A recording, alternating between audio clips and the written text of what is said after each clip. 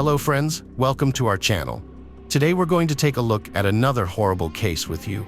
The case of Carol Maltesi. Carol Nicole Maltesi was born on September 19, 1995, in a small province in Italy. She was the only child of Fabio and Josephine and had a mix of Italian and Dutch heritage. When Carol was just 4 years old, her parents got divorced, and she stayed with her mother. Her father moved back to the Netherlands, got remarried, and had more children. Carol's mother, Josephine, chose to stay in Italy and raise her daughter on her own. Despite her former husband's lack of support, Josephine worked multiple jobs to give Carol a good education and a better life. Carol grew up to be a kind, sociable, and beautiful girl with many friends.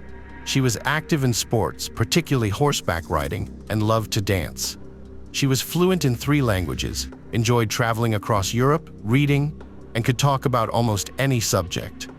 As a teenager, Carol became a stunning beauty with a slim figure, and she loved being the center of attention.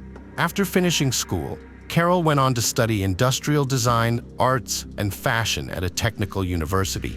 She quickly became one of the top students in her class. Carol began dating a young man, a year older, and studying architecture and design during her freshman year. When she was 20, she discovered she was pregnant, which came as a shock to both her and the father. Despite being unprepared, Carol decided to keep the baby. In 2016, Carol gave birth to a son, and she and the father were forced to drop out of school due to financial constraints. They moved to Verona for better job opportunities to support their family. Carol landed a job as a sales consultant at a cosmetics and perfume retail chain when her son turned 1, while her partner worked from home and took care of their child. In mid-2019, Carol started an affair with Angelo, secretly meeting him in hotel rooms and exchanging messages at night. However, just before the new year, the father of her child discovered her infidelity and ended their relationship. Carol thought it was for the best to leave since she was already planning to move in with her new boyfriend. However, a complication came up. Angelo still lived with his parents, and it wasn't possible for Carol to move in there with her child from a previous relationship. So, they made the decision to rent a place together instead. When the economic crisis hit, they lost their jobs and couldn't afford their apartment. Carol moved in with her new boyfriend's parents and made the difficult decision to leave her 4-year-old son with his biological father until things got better and she could bring him to live with her. As the economic crisis worsened, a self-isolation regime was put in place, and everyone was forced to stay at home.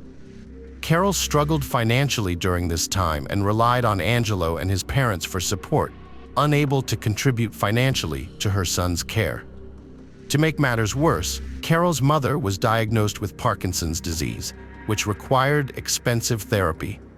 With no other options, Carol desperately sought ways to earn money from home to support her son and ill mother. She turned to social media and YouTube, sharing her experiences of living in isolation and the challenges she faced in an effort to generate an income during the lockdown. Carol's early blog posts didn't gain much traction, but her attractive appearance caught readers' attention. She received flattering comments as well as some inappropriate proposals. One subscriber suggested she join OnlyFans, a platform where her looks would be in high demand, and she could quickly become a star and earn a lot of money. Taking this advice, Carol created an account under the pseudonym Charlotte Angel and began posting provocative photos and short videos. She quickly gained a large following of paying customers. While Carol's earnings increased, she kept her new career a secret from her boyfriend and close family members. As time passed, Carol's content became more explicit and sophisticated as she worked to satisfy her fans. She herself found enjoyment in this line of work. However, Carol was able to keep her secret hidden for only about 6 months before someone she knew discovered her account. The news spread quickly, and soon everyone knew how she was making a living. Carol's friends and family in Italy didn't understand her decision to work in the adult film industry. They saw it as immoral and were embarrassed to be associated with her. Carol, on the other hand, was confident that her work was a form of art that could bring her success, wealth, and fame. As she became more popular, adult film studios and directors approached her with offers to star in their films, which she accepted. She started participating in group shoots and public performances, but her boyfriend Angelo was still in the dark, thinking she was working remotely as a designer. However, when Angelo finally found out the truth, he was shocked and unsure of what to do. But when his parents discovered Carol's profession, they demanded that he break up with her immediately, fearing that she would bring shame to their family. Carol's OnlyFans account had become extremely successful, earning her enough money to rent her own place and attracting offers from directors. Her fees continued to rise, and she professed in interviews that this was not a long-term career goal. Instead, she planned to eventually complete her education and pursue a career in design or modeling. For now, she was enjoying her work and was well compensated. Despite her success, Carol frequently spoke about the constant moral pressure she faced from others. Their judgments and attempts to shame her led to feelings of anxiety and guilt. However, she defended her work as a form of art and believed that every woman should have the freedom to choose her profession without fear of judgment. Carol started anew in Rescaldina, Milan province, leaving her adult film career behind and working as a sales consultant at a perfume boutique. However, this fresh start was short-lived. She met David Fontana, a 42-year-old banker and nude photographer online. He was seeking a model, and Carol responded, feeling an instant attraction during their first meeting.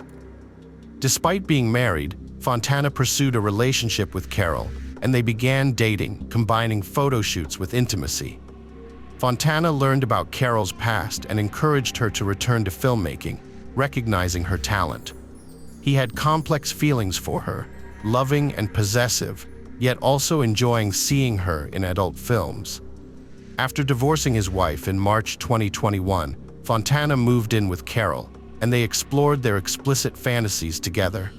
He assisted her in creating popular content on OnlyFans, taking a share of the profits from their joint ventures.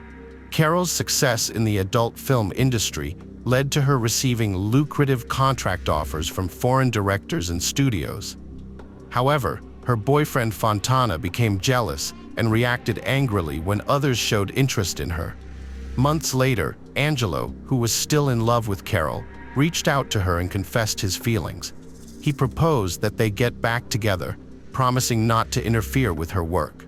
Carol was touched by his words but revealed that she was already in a relationship with someone else, David. Despite this, Carol and Angelo continued to stay in touch.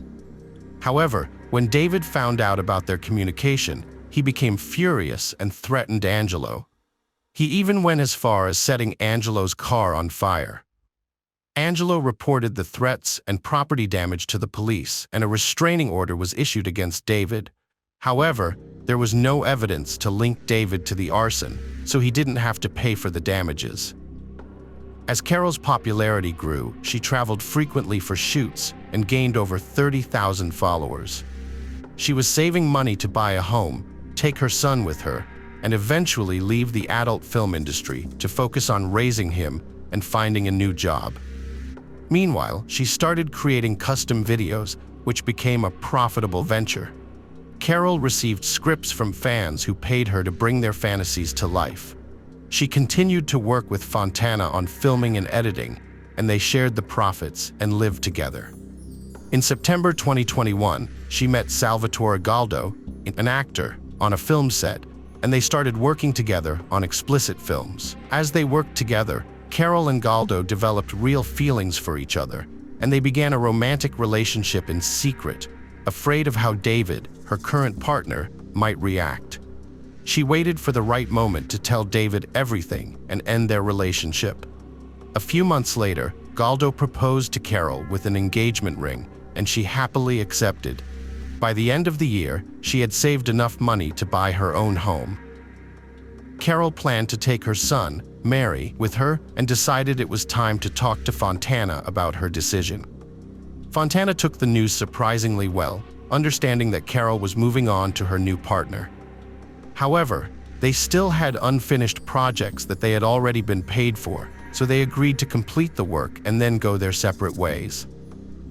Carol's sudden and mysterious disappearance in 2022, similar to Carol's earlier vanishing act, left everyone stunned. She abruptly stopped acting in films, discontinued her online streams, and ceased communication with colleagues. Moreover, she refused to accept new project offers from directors. Although many people were aware that Carol had planned to leave the entertainment industry, her complete disappearance still came as a surprise. Carol's friends and husband, Salvatore, grew concerned when she stopped responding to their calls. Despite her reassurances via social media, they sensed something was amiss. Months passed, and Carol's occasional social media posts revealed she'd gone on a seaside vacation without telling anyone. Her brief, curt responses only added to their unease. On March 20, 2022, a passerby discovered large black trash bags near a rocky cliff in the Italian community of Borno. Upon approach, the passerby found human fingers poking through the torn polyethylene. He immediately reported the gruesome find to the police, who discovered 4 bags containing a human body divided into 18 parts. The remains were so disfigured that identification seemed impossible. Forensic experts determined the young woman had died at least 2 months prior, but the cause of death remained unknown. It was clear the body had been stored in a freezer before being dumped, likely to keep it hidden. The criminal had removed distinctive features, tattoos, and skin pieces, then burned, cut, and doused the skin in acid to conceal the tattoos. Despite this, investigators pieced together tattoo fragments and matched them to a missing persons database. A news report about the body led a woman from the adult film industry to recognize the tattoos as belonging to a missing colleague, Charlotte. This information allowed law enforcement to identify Carol, who had become engaged to her coworker, Salvatore Galdo, before her disappearance. What's curious is that he didn't report her missing. Salvatore became the prime suspect, but his distraught reaction and conversation history with Carol seemed genuine. However, his story didn't add up, leading to another suspect, David, being questioned. David showed up at the police station to report Carol missing, oblivious to the recent discovery. His nervous, contradictory story eventually led to his confession. He had accidentally killed Carol. David Fontana claimed to be filming a scenario for a client who had paid a large sum of money. The script involved binding a woman, taping her mouth shut, covering her head with a bag, and brutally beating her with various tools, including a hammer. David was supposed to pretend to inflict severe pain without actually harming her. However, he allegedly went too far and struck her with a hammer, fracturing her skull. Instead of calling for help, he ended her suffering with another blow. Panicked, he dismembered the body and stored it in his freezer for over 2 months before deciding to dispose of it. The investigation revealed that David was the mysterious client who had orchestrated the entire scenario to exact revenge on the woman, Carol, who had decided to leave him. During the torture session, he extracted her phone password, which was supposedly part of the script. On January 11th, David fatally struck Carol with a hammer and used her credit card to buy a freezer, saw, and axe to dismember her body. He disfigured the body to prevent identification and stored the parts in the freezer for over 2 months. During this time, he communicated with Carol's relatives and friends on her behalf, creating the illusion that she was alive. By the end of March, David decided to dispose of the body by dumping it off a cliff. However, the remains were discovered 2 days later, and authorities tracked him down within a week. At the trial, David expressed remorse and claimed that he loved Carol and had taken her life unintentionally. Despite his claims, the court found David guilty of manslaughter and sentenced him to 30 years in prison, ordering him to pay compensation to Carol's son, mother, and the father of her child. Surprisingly, the dismemberment of the body was not considered an aggravating factor, making David potentially eligible for parole. Hello friends, Welcome to our channel. Today we're going to take a look at another horrible case with you, the case of Tara Lynn Grant. Hi everyone. Today we're diving into the baffling case of a mother who disappeared from her home under mysterious circumstances. The police launched an exhaustive investigation, unearthing surprising and even bizarre clues. As they pieced together the truth, even seasoned detectives were left stunned. This case quickly became one of the most sensational in the country, with its shocking details leaving everyone outraged. Tara Grant was born on June 22, 1972, in Michigan. She grew up on a farm with her parents and sister, developing a deep love for the outdoors, horseback riding, and helping with the farm animals. In school, Tara was a sports enthusiast, participating in cheerleading, basketball, and the school band. After graduating, she attended the University of Michigan, where she met her future husband, Steven. The couple started dating and soon tied the knot after her graduation. Tara, armed with a business degree, landed a job at a large international company. Steven, who had ambitions in politics, initially worked as an assistant to a state senator during his university days. However, when the senator retired, Steven found himself without a job and began working at his father's small tool-making shop. 4 years after their wedding, the couple welcomed a daughter, followed by a son a few years later. They then purchased a new home in a prestigious Macomb County, Michigan neighborhood just outside of Detroit. By this time, Tara had made substantial career progress, but it came at a cost. Her job required frequent travel, often to different states and countries, limiting her to weekend visits with her family. As a result, Steven assumed most of the childcare responsibilities. His flexible schedule at his father's company allowed him to spend more time with the kids, but juggling work and childcare remained a challenge. To alleviate this, they decided to hire a full-time nanny. Through a special program, they found a young woman from Germany who would live with them and care for their children.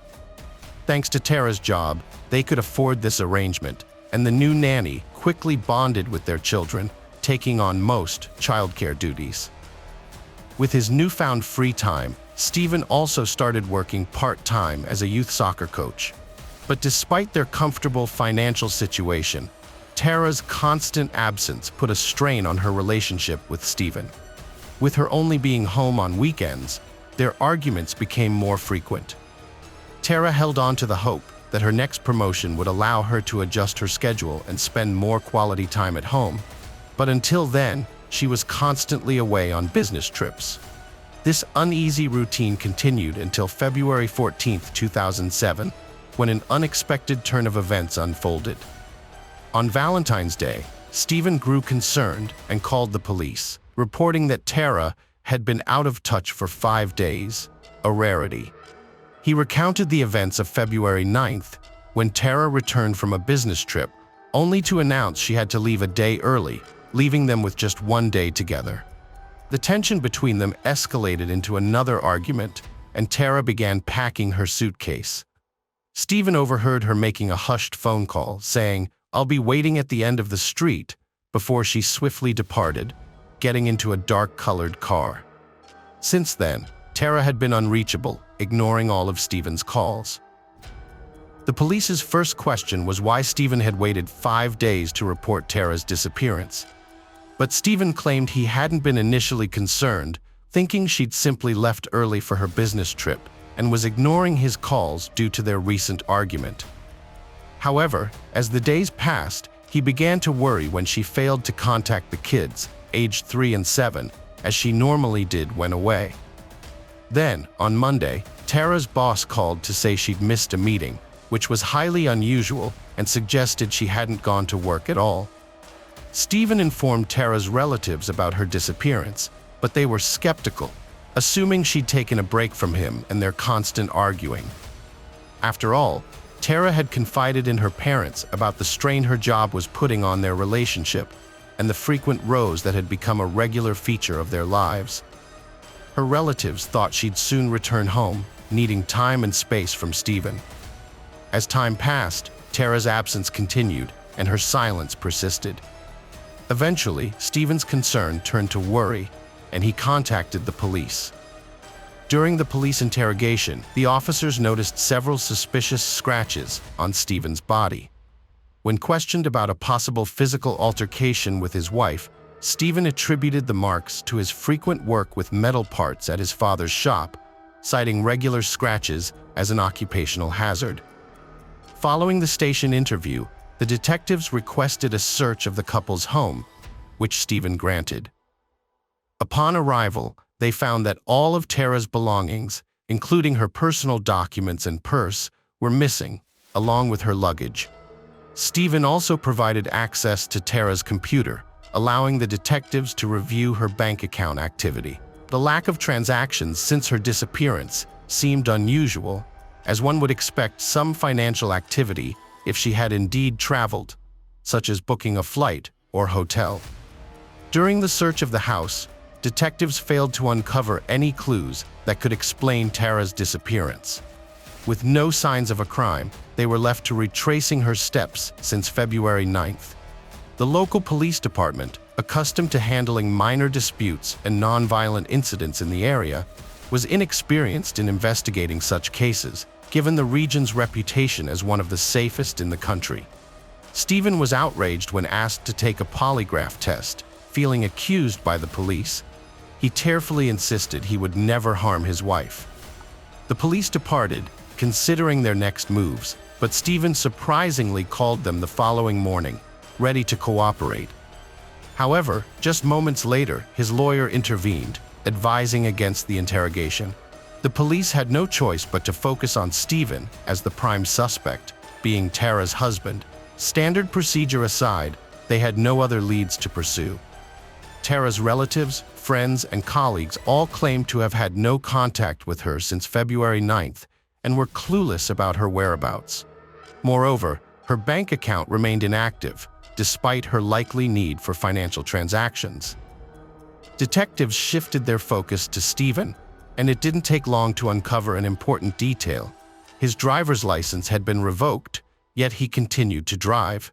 They waited for him to get behind the wheel and then arrested him. However, Stephen still felt like he was being treated as a suspect and refused to cooperate with the police. His lawyer quickly secured his release, and Stephen returned home. The police persisted in their search for clues, obtaining Tara's mobile phone records in the process. They found that her last call was made on the day she vanished, when she called Stephen from the airport, saying she'd be home soon. After that, Stephen made numerous calls to her, but they all went to voicemail. The detectives listened to these recordings in which Stephen repeatedly asked her to answer or call back, accusing her of neglecting their children. He also pleaded with her to come home for their sake.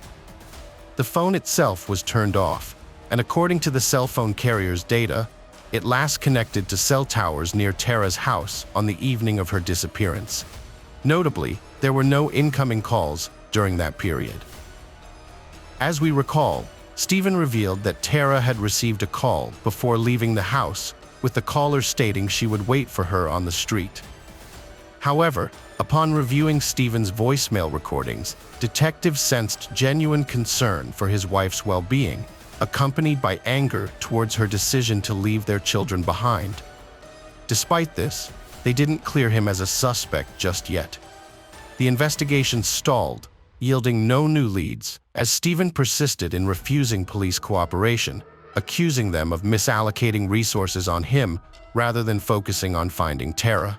Conversely, he actively courted the media, which began extensive coverage of the case from its early stages.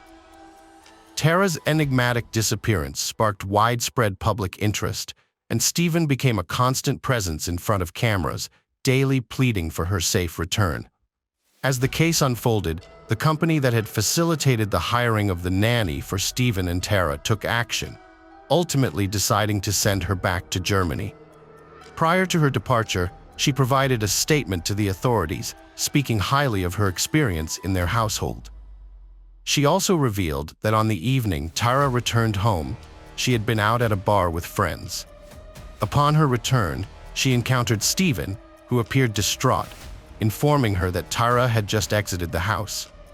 Despite refusing to cooperate with the police, Stephen hired a former FBI agent as a private detective to investigate Tara's disappearance. However, this effort also yielded no results.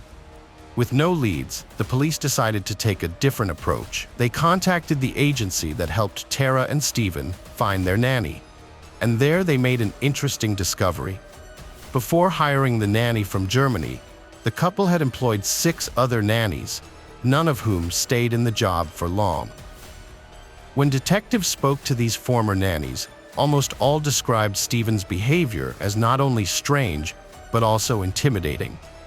According to their accounts, Stephen would rummage through their belongings, ask them inappropriate questions, and frequently yell at them, treating them like they were his subordinates. The police were puzzled by the stark contrast between these descriptions and the German nanny's glowing account of her time with the family. They obtained permission to monitor her emails and phone calls, which led to a surprising revelation. Detectives uncovered messages between the nanny and Stephen, revealing that they had been having an affair. It turned out that the 19-year-old nanny had been in a romantic relationship with Stephen during Tara's business trips, and this continued until she was forced to leave the country. Although the police considered Stephen's infidelity a significant lead, it did not directly link him to Tara's disappearance. Thus, they continued searching for additional evidence. During interviews with Tara's relatives and friends, detectives discovered that almost everyone had disliked Stephen since she married him. They described him as behaving strangely, trying to control her every move, and having poor relationships with her family members. The investigation further revealed that Stephen's former girlfriend, whom he dated before meeting Tara, contacted the police with some information. She disclosed that Stephen had reached out to her several months prior, and their conversations gradually became more intimate over time. Stephen eventually expressed his desire. He took on almost all parenting responsibilities and was a better mother than she was. When reporters asked about their financial situation and whether he had been living mostly on Tara's money, Stephen became angry and insisted he didn't need a penny from her. During the interview, Stephen made accusations of infidelity against Tara, but he failed to provide any evidence to support his claims. Throughout the conversation, he consistently denigrated Tara, emphasizing the difficulties he had faced in their marriage. Meanwhile, the detectives made significant progress in their investigation. Previously, they had been unable to obtain a search warrant for Tara's home due to lack of sufficient grounds, and Stephen had refused to grant them voluntary access. However, after the discovery of the blood-stained bag in the park, the judge finally granted the warrant. As the police arrived at the house, Stephen returned from the interview. Upon being informed of the search warrant, he unlocked the door for the detectives before contacting his lawyer.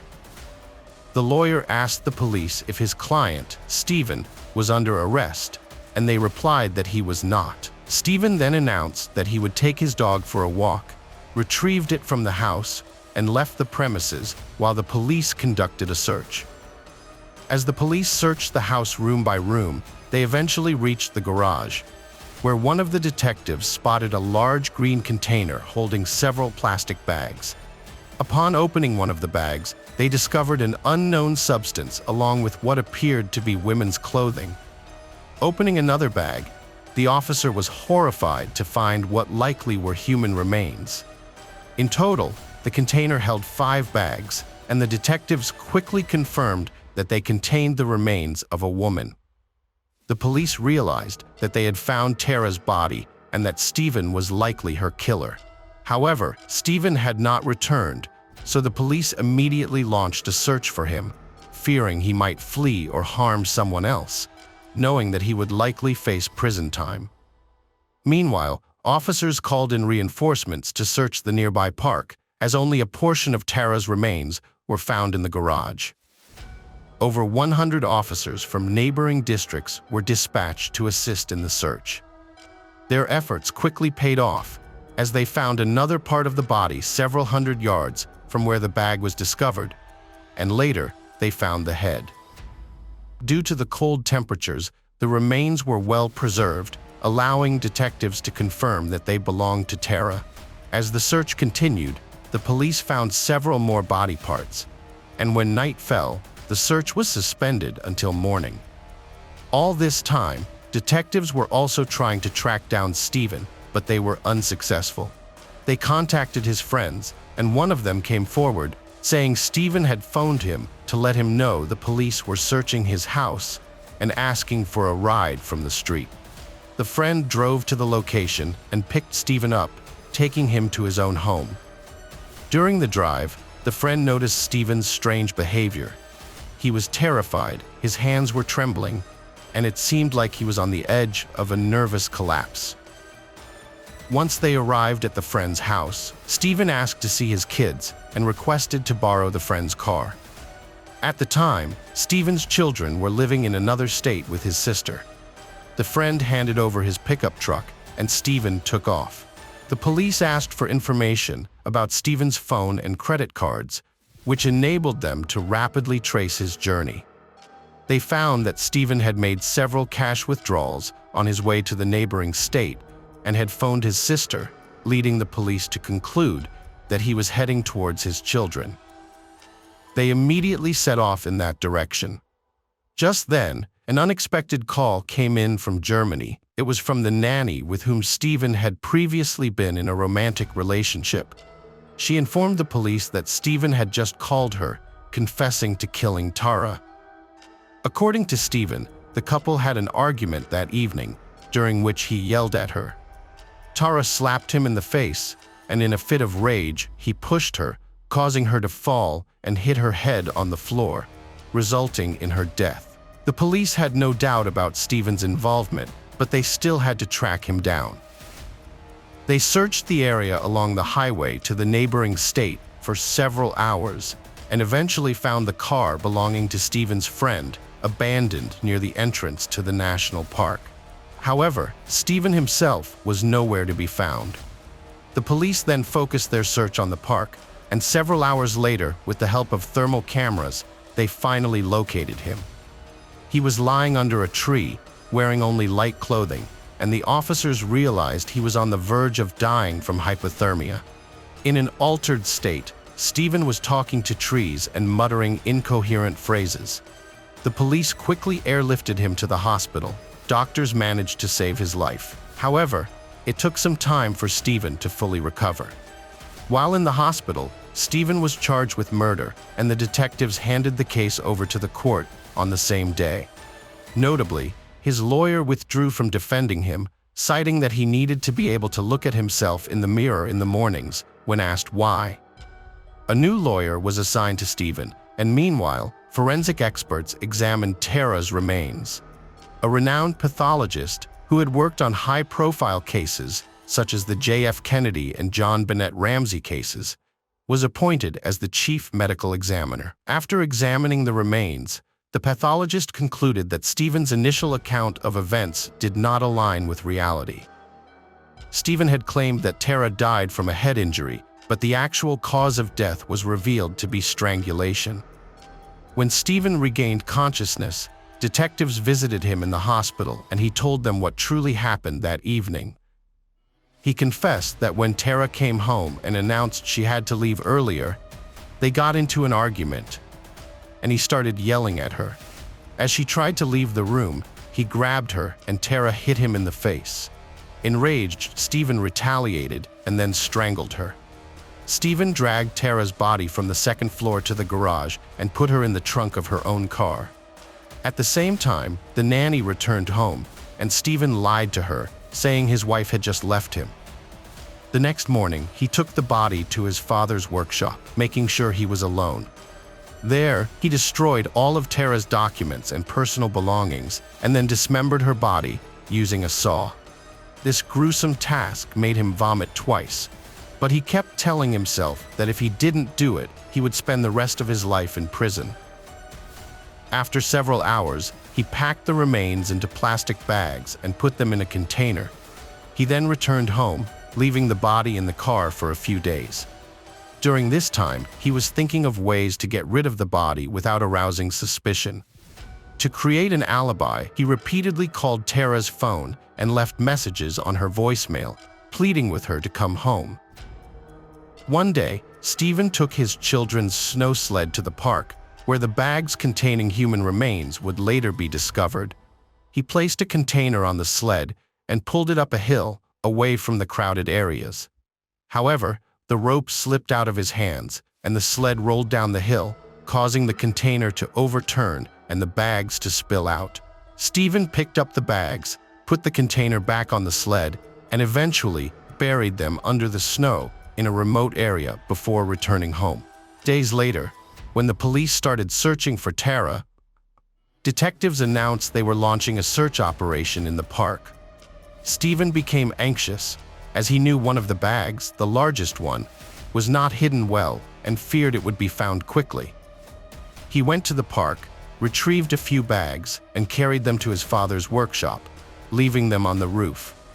The day before his interview, Stephen took a container from his home to the workshop, retrieved some bags from it, and brought them back to his garage. The next day, the police obtained a search warrant for his house and found the bags in the container, which led to Stephen's confession. It turned out that Stephen had planned to take his own life rather than surrender, but he couldn't follow through with it, even after nearly freezing to death. During his conversation with the police, Stephen showed no remorse for his actions and would often smile and joke, even when discussing how he got rid of the body. While awaiting trial in prison, Stephen's children stayed with his sister. However, Tara's family was unhappy with this arrangement, and eventually they managed to have the children moved to Tara's sister's care. Although Stephen's family still had visitation rights, Tara's relatives were relieved to have the children out of his sister's hands, especially given her continued sympathy for Stephen and her insensitive jokes about Tara's murder. The trial started in November 2007, and Stephen admitted his guilt from the outset. Despite this, his new lawyer attempted to secure a lighter sentence by highlighting the marital issues that had been plaguing Stephen and his wife for years, largely due to her frequent absences. However, evidence presented during the trial contradicted Stephen's claim that Tara had been planning to leave a day earlier. Her boss testified that she had no additional meetings scheduled and was expected to start work at her usual time. This was corroborated by Tara's sister, who had spoken with her shortly before the murder and was told that she would be home all weekend as usual. Furthermore, there was no credible evidence to suggest that Tara was having an affair. Her boss confirmed that their relationship was purely professional, and this was supported by their email exchanges and text messages. Even Stephen himself acknowledged that he had no basis for believing this. Ultimately, the prosecution was unable to prove that Stephen had planned the murder in advance. It appeared that he had committed the crime in a fit of rage, which could have led to a charge of second-degree murder rather than first-degree murder. On December 21, 2007, a jury delivered a unanimous guilty verdict against Stephen, and he received a minimum 50-year prison sentence. Despite his lawyer's efforts to appeal the verdict, it was unsuccessful. Stephen has since been serving his sentence in prison, but there is more to his story. The murder of Tara garnered widespread national attention, and Stephen seemed to revel in the notoriety. While incarcerated, he began writing a book and sought his sister's assistance to have it published. They even explored the possibility of adapting it into a film, with Stephen considering which renowned actor could portray him. In 2008, new information emerged. Stephen's children confided in their aunt, revealing that they had actually seen their father kill their mother on that fateful evening. They had come out of their room after hearing screams and witnessed the entire traumatic event. When this news broke in the media, Stephen's relatives accused the children of lying and continued to defend him. In the same year, it was also discovered that Stephen's father, who had not supported his son, was overcome with grief and guilt, and his body was found in his own home. To this day, Stephen remains in prison, and he will not be eligible for parole until 2058. Every year, Tara's relatives and friends organize a marathon along the route in the park where she used to jog regularly, and her children always participate.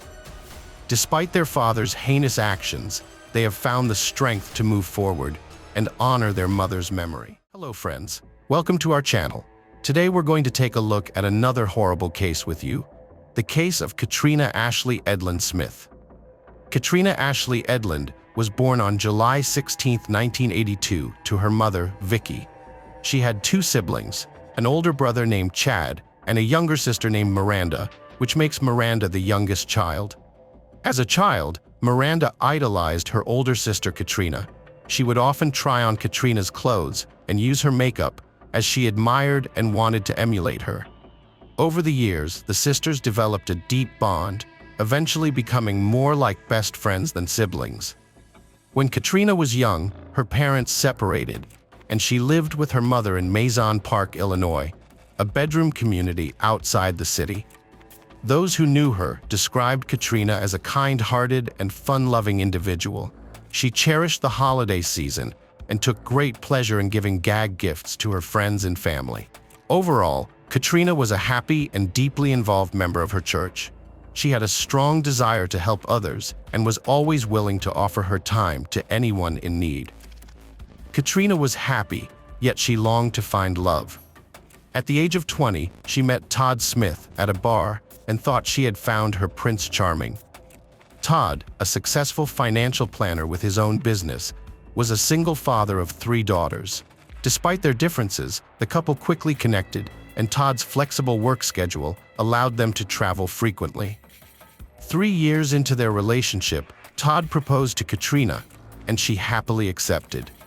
They planned an intimate ceremony in a local park, and Katrina was over the moon about their future together.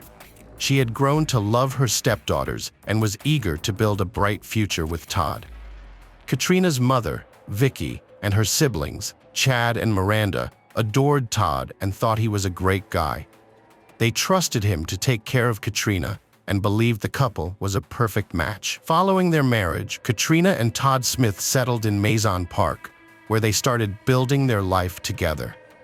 On October 20, 2012, Katrina, 30, called her mother, Vicky, and told her she was house-sitting for a friend. During their conversation, Katrina mentioned she would visit her mother for dinner on October 24th and had some news to share. Vicky sensed something was amiss but wasn't sure what it could be. Before hanging up, Vicky promised to cook Katrina's favorite dish, chicken and dumplings. However, she would never get the chance to fulfill that promise, as Katrina disappeared just days after the call, and Vicky would never see her again. At 5 p.m. on October 23rd, Todd Smith contacted 911 to report his wife Katrina's disappearance. Todd told the dispatcher Katrina was house-sitting for a friend and that he hadn't been able to reach her for hours. He said the house was empty when he drove to where she was staying. Katrina's sister and brother, Miranda and Chad, grew concerned when they learned of her disappearance. Chad, who was training with the U.S. Army in Oklahoma, immediately flew to Illinois to help search for his sister. On the night of the 23rd, a concerned local resident contacted the police to report an abandoned vehicle near Rock River, stating that it was not parked on the roadside, but rather in an easement, giving the impression it had been hastily deserted. Upon responding to the scene, the police officers ran the license plate and discovered it was registered to Katrina Smith. Following a thorough examination of the vehicle, the officers found no signs of a struggle or any indication of Katrina's presence. When Vicky, Katrina's mother, learned that her daughter's car had been found abandoned in an unfamiliar area, she was convinced that something terrible had befallen Katrina. To Vicky, it was the only logical explanation. If Katrina's car was in that location, someone must have taken her and left the vehicle there. After Katrina's car was found, her case was reclassified as a missing person, and a large-scale search effort was launched. On October 12th at 11 p.m., Todd Smith was taken to the Winnebago County Sheriff's Department for a formal interview. During the interview, Todd told the detective that he had last seen Katrina on October 22nd. According to Todd, Katrina came home briefly to do her laundry because she had a big job interview scheduled for the next day. While the laundry was in progress, Todd said Katrina left to go to the mall to make a purchase and returned home by 8:30 p.m. However, Todd added that Katrina then left the house again, saying she had one more stop to make before returning to the house she was house-sitting for a friend the following day. After Katrina was reported missing, Todd made an emotional appeal to the media, pleading for her safe return. Overcome with emotion, Todd broke down in tears as he expressed his desperation to find his wife. Katrina's brother, Chad, who was in Army training in Oklahoma, arrived in Illinois and joined the search effort. At the park, Chad took charge, using his military training to organize the volunteers who had come to search for Katrina. He created a map, divided the volunteers into teams, and assigned them areas to search. Meanwhile, the police also combed the park, using dogs and a systematic search pattern to ensure that no potential evidence was missed. Katrina's mother, Vicky, distributed missing person flyers throughout the town, posting them at gas stations, convenience stores, and lampposts. She aimed to raise awareness and inform as many people as possible about Katrina's disappearance. However, overwhelmed by grief and fear of finding her daughter's body, Vicky couldn't bring herself to participate in the search. Chad encouraged Todd to stay strong, urging him to stay focused on finding Katrina during this difficult time. Meanwhile, an officer investigating the area where Katrina's car was found discovered her purse. Further down the road, the officer found more of her belongings, including her cell phone and blood-stained towels, suggesting that someone had been getting rid of her property as they drove away from her abandoned vehicle. The officers conducted a thorough investigation into Katrina's disappearance, seeking to understand every facet of her life. To do this, they explored her relationships outside of her marriage, potential involvement in gambling or drugs, and documented her daily routine. Katrina's friends and family were extensively interviewed, and they all described her as a kind, responsible person who prioritized her responsibilities and avoided dubious activities. According to their testimonies, Katrina was dedicated to her work and had a strong work ethic. She showed no signs of addiction or irresponsible behavior and was known as a devoted spouse and hardworking individual who maintained her integrity. During the search for Katrina, a woman came forward with an intriguing tip. She claimed to have seen a blue vehicle, matching the description of Katrina's car, stopped on a bridge over Rock River on the night she disappeared. The trunk of the car was open, and the woman saw someone kneeling behind it, although she couldn't provide any details about the person's gender or race. The officers suspected foul play might have led Katrina to end up in the river, but they needed more concrete evidence to back up this idea. They decided to investigate further to identify a potential motive for harming Katrina. Although Katrina and her husband Todd seemed to have a happy marriage, the authorities were suspicious of Todd and thought he might be involved in her disappearance, suspecting that there could be hidden conflicts or secrets in their relationship that weren't immediately clear. As the police continued to investigate Katrina's disappearance, they received a tip that led them to a new suspect. They discovered that a local boy had been obsessed with Katrina, an obsession that started earlier that year when Katrina told her friends about a teenage boy from her church who was fixated on her. Allegedly, the boy had spied on Katrina through her bedroom window, and Katrina had become increasingly anxious due to his behavior. However, the voyeurism stopped when the boy left for college. 3 days into the search for Katrina, her cell phone, which was being examined at the crime lab, yielded crucial clues. The phone proved to be a treasure trove of information for the investigating officers. By analyzing Katrina's cell phone, they gained valuable insights into her text messages, including incoming and outgoing calls, pictures, videos, and even her GPS location, providing a detailed record of her activities. The data from Katrina's phone gave the police a wealth of clue, enabling them to build a clearer picture of her activities. They discovered that she was having an affair with a co-worker, Guy Gabriel, which started innocently but grew stronger until they became romantically involved. Detectives' background check on Guy Gabriel showed a disturbing past, domestic violence, and threatening texts to Katrina, demanding she leave her husband Todd for him. With a violent history and menacing messages, Guy became the prime suspect in Katrina's disappearance, suspected of reacting violently when she refused him. Katrina and Todd were believed to have the ideal marriage, making the discovery of her infidelity a shock to everyone. Todd, who had been unaware of his wife's affair until the police investigation, was devastated by the news of her unfaithfulness. During the course of the investigation, Guy Gabriel was questioned by police at their department. While he did admit to having had an affair with Katrina, he denied any involvement in her disappearance and claimed to have been at work on the night she went missing. During their investigation into Katrina's affair with Guy Gabriel, the police uncovered an incident that had taken place 2 weeks prior to her disappearance. According to witnesses, a black Volkswagen Jetta sped through the parking lot of the auto shop where Katrina and Guy worked during their lunch break. The driver, whose face was masked, tossed a stack of flyers through the open sunroof, which scattered at the feet of the employees who had gathered. The flyers contained a derogatory comment about Katrina's relationship with Guy Gabriel, but the identity of the driver remained unknown. When the police interviewed Katrina's hairstylist, she disclosed that Katrina had confided in her about feeling threatened and had expressed a desire to buy a gun for self-protection. Katrina had also shared her concerns that someone was tailing her and had even visited a store to have her phone checked for a potential tracking device. At the police garage, investigators processed Katrina's car as a crime scene and searched for evidence.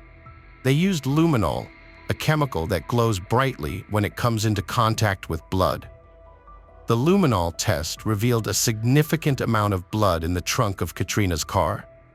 Later, a body was found in the river by investigators. They pulled it from the water, but decomposition had set in severely, making it hard to identify. The body was then taken to the medical examiner's office, where an autopsy was performed to figure out how she died. By comparing the body's dental records to Katrina Smith's, the medical examiner confirmed the remains belonged to her. The autopsy showed that Katrina's death was caused by a severe blow to the head. Katrina's family was devastated when they learned that her body had been found and that she had been murdered by blunt force trauma to her head. Her mother, Vicky, was in shock and couldn't bear the thought that her daughter had been violently beaten. The police had also investigated a teenage boy who was suspected of stalking Katrina, but they cleared him as a suspect after verifying his alibi. He had been on campus at his college during the time of Katrina's disappearance and murder, so the police focus shifted to Katrina's boyfriend, Guy Gabriel, who was outside of her marriage. Guy Gabriel provided an alibi for the night Katrina vanished, stating he was at work, and his managers verified this with his time card. Several co-workers also confirmed they saw him at the workplace, clearing him of suspicion in Katrina's disappearance and murder. The police wanted to know what Guy thought about who might have hurt Katrina. Guy told them that Katrina's husband, Todd, was controlling and that he had warned Katrina to get out of the marriage. According to Guy, Todd's behavior was potentially volatile and could have led to violence. As the police investigated Katrina's marriage to Todd, they uncovered troubling facts. Katrina had told multiple people she wanted a divorce and had met with a divorce lawyer the day before she disappeared. Although she claimed to be house-sitting at a friend's condo, the police found that she had actually moved in due to her separation from Todd. After gathering information and conducting interviews, the police began to suspect Todd of being involved in the mysterious flyer incident at Katrina's workplace. Their suspicion intensified when they discovered that Todd had recently test-driven a black VW Jetta the same model and color as the car linked to the incident. The timing of these events also raised suspicions, as Todd allegedly took the test drive around the same time the incident occurred. When the police informed Katrina's family that Todd was not only the prime suspect in her murder investigation, but had also been taken into custody, they were shocked and disbelieving. They had grown to love and respect Todd, considering him part of the family. The news left everyone feeling devastated and betrayed. Katrina's mother, Vicky, was particularly affected, as the realization that her son-in-law could be responsible for her daughter's murder made her physically ill. She had always trusted and respected Todd and could not imagine that he was capable of such a heinous crime. The police discovered that Todd's financial investment company was facing legal troubles, which shed light on his financial situation. As Todd was unemployed, Katrina was the primary earner for the family. This led the police to suspect that Todd may have had a motive to murder his wife, as he would gain control of the family's finances if she left him and their daughters. To gather evidence, the police obtained a search warrant for the couple's home. During the search, investigators found a baseball bat in the garage with traces of blood on it. The bat's discovery was significant, as Katrina's injuries were consistent with blunt force trauma, suggesting it could be the murder weapon. The investigators took a DNA test to confirm their suspicions about it. The test results showed that Katrina's blood, which established a strong link between the murder weapon and the victim. Additionally, the investigators found a large area under the car that had been thoroughly cleaned, indicating that someone had tried to remove evidence. Closer examination revealed that the blood stains found under the vehicle matched Katrina's DNA profile, providing further evidence. 30 days after Katrina Smith's murder, her husband, Todd Smith, was arrested and charged with her murder, bringing relief to her family. Todd's trial began on January 11, 2017.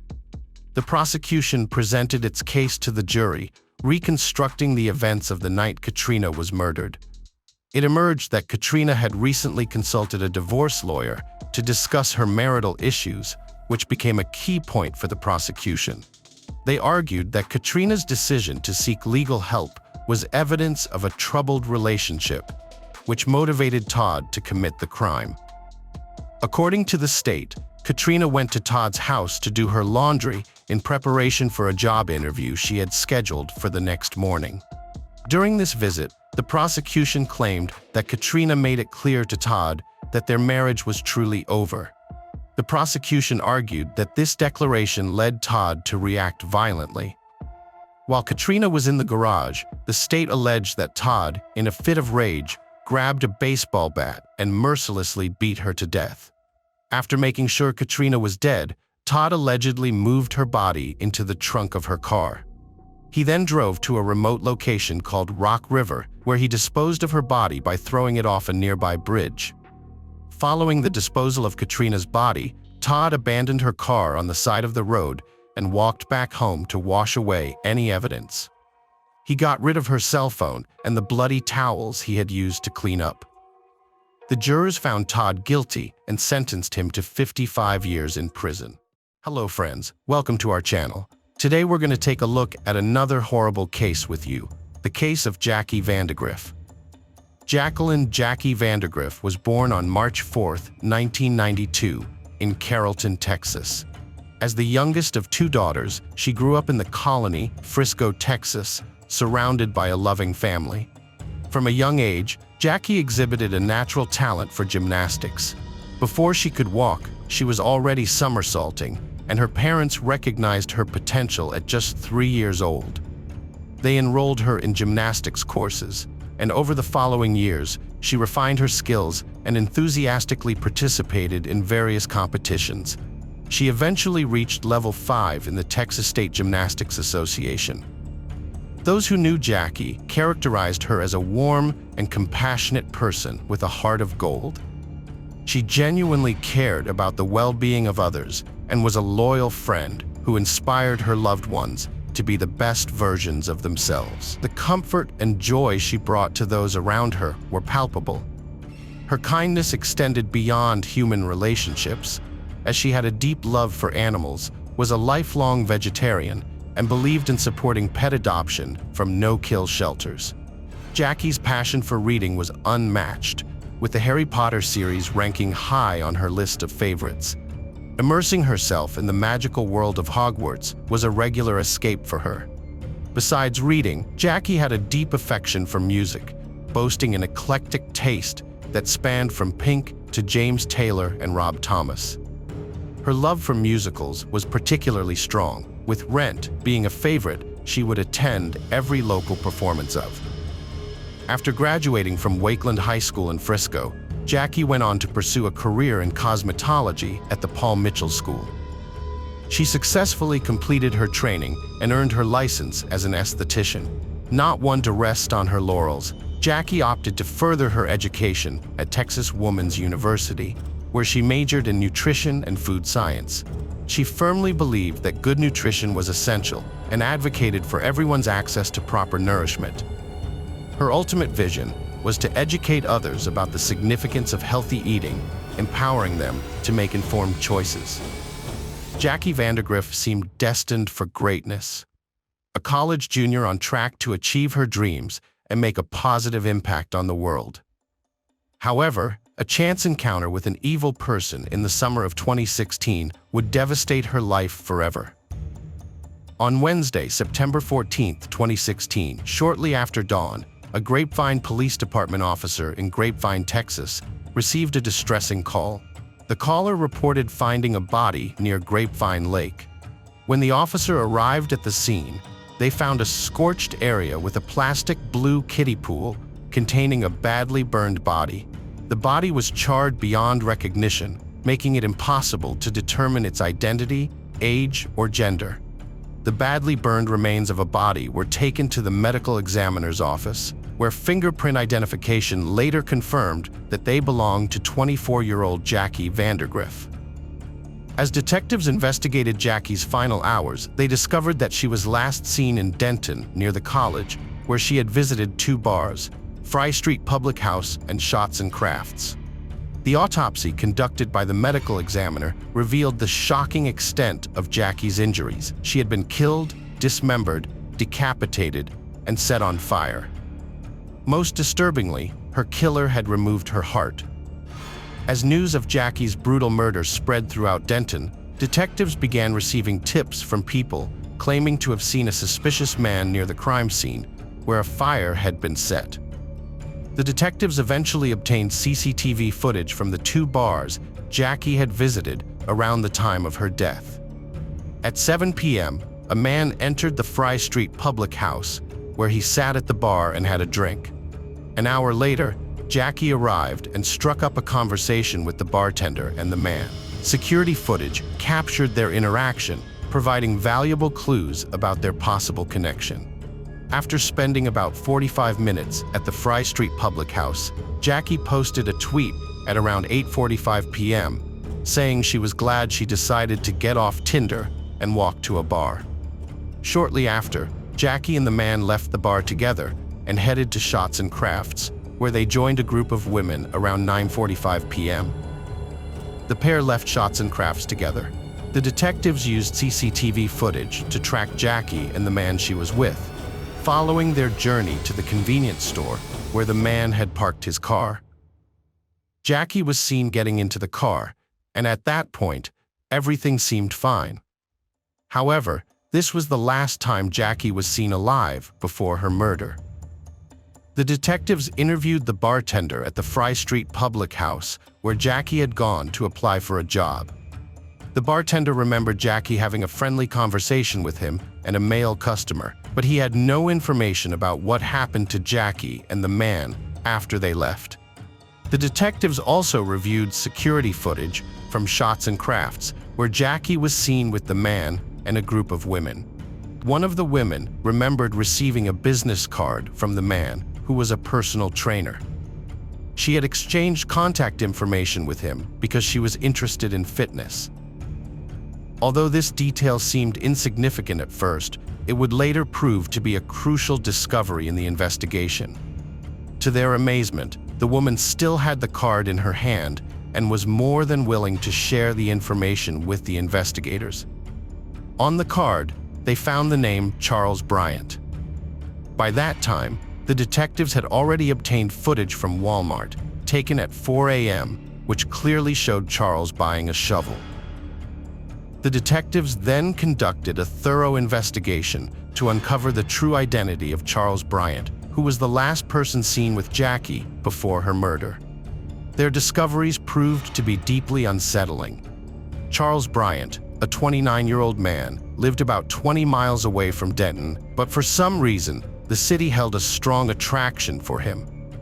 What was drawing him to Denton was a desperate attempt to rekindle his relationship with his ex-girlfriend, Caitlin, who was a resident of Grapevine and a student at the University of North Texas. In May 2016, Caitlin graduated from high school and met Charles Bryant at the restaurant where she worked in Grapevine, Texas. Charles, a personal trainer and bartender in his late 20s, stood out from the boys Caitlin knew from school.